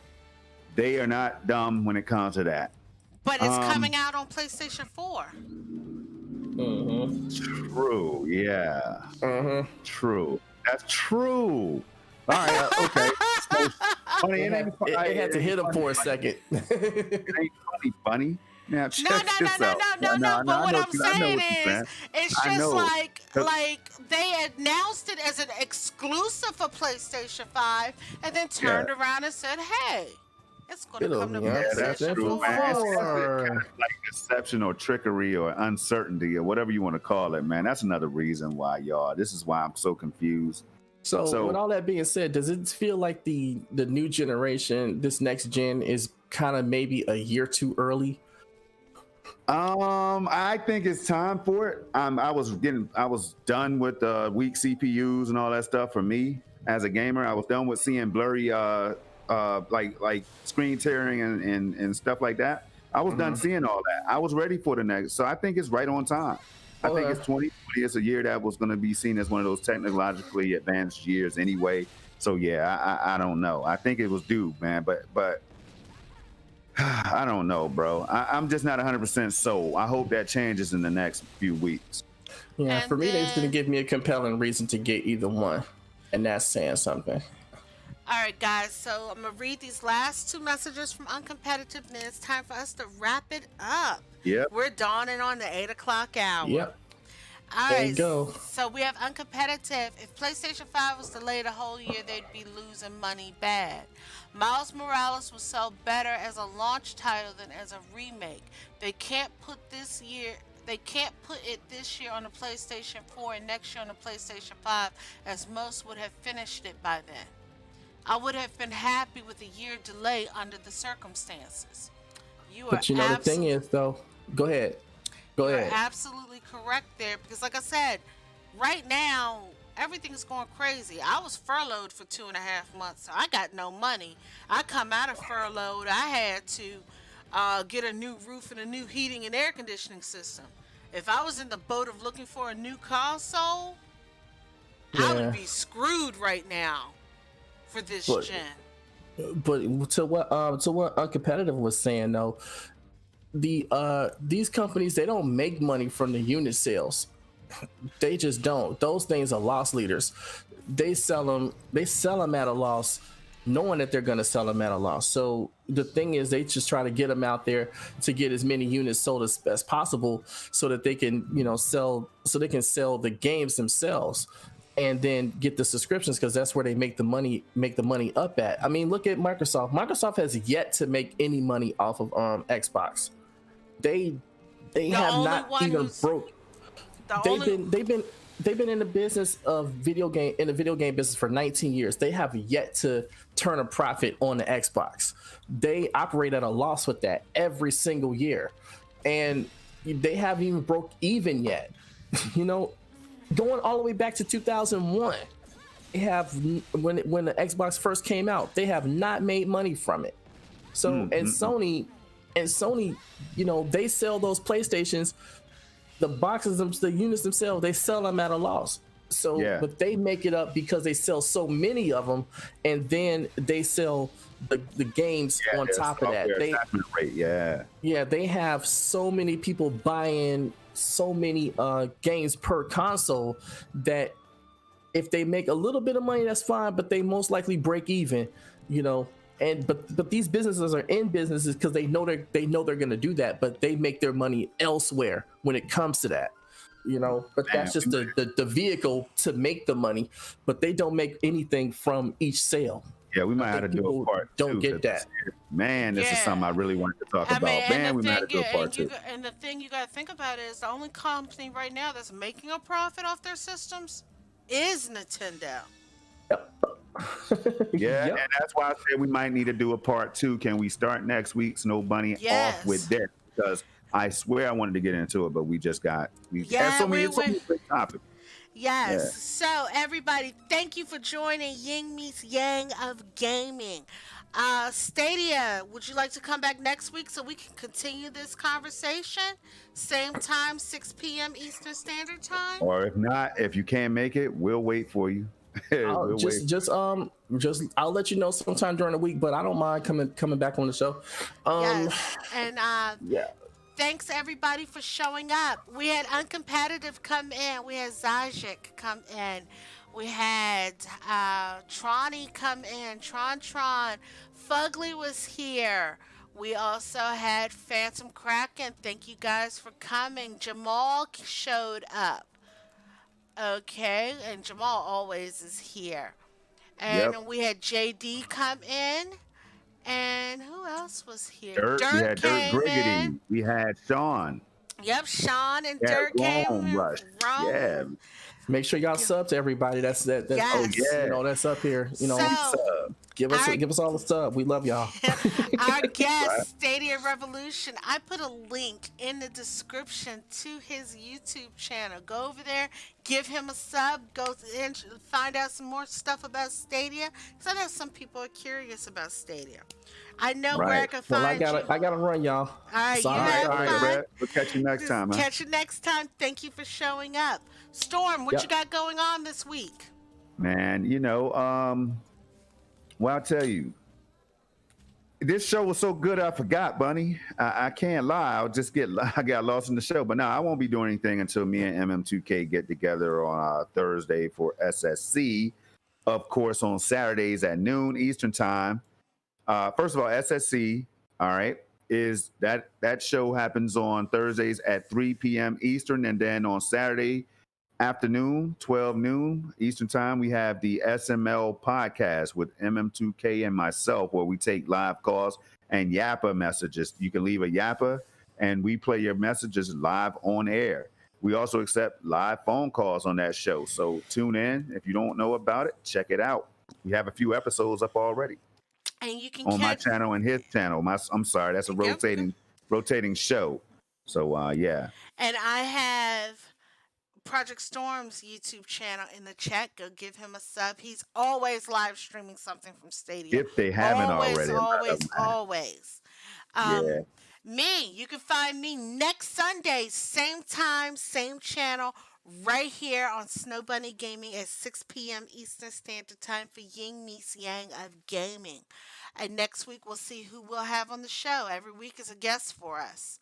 Um, Also, you can catch out my boys, MM2K, Project Storm, Dirt Griggity, and myself, among other creators, on the PNTS Network. Just go to pntsnetwork.com and get some gaming information and gaming news about some of your favorite creators. Yep. You guys have a great evening. Have a safe week, and I will see all of you next Sunday at 6 p.m. Eastern Standard Time. Have a great evening, everyone. All right. Have a Bye. good one, y'all. Thanks for showing up.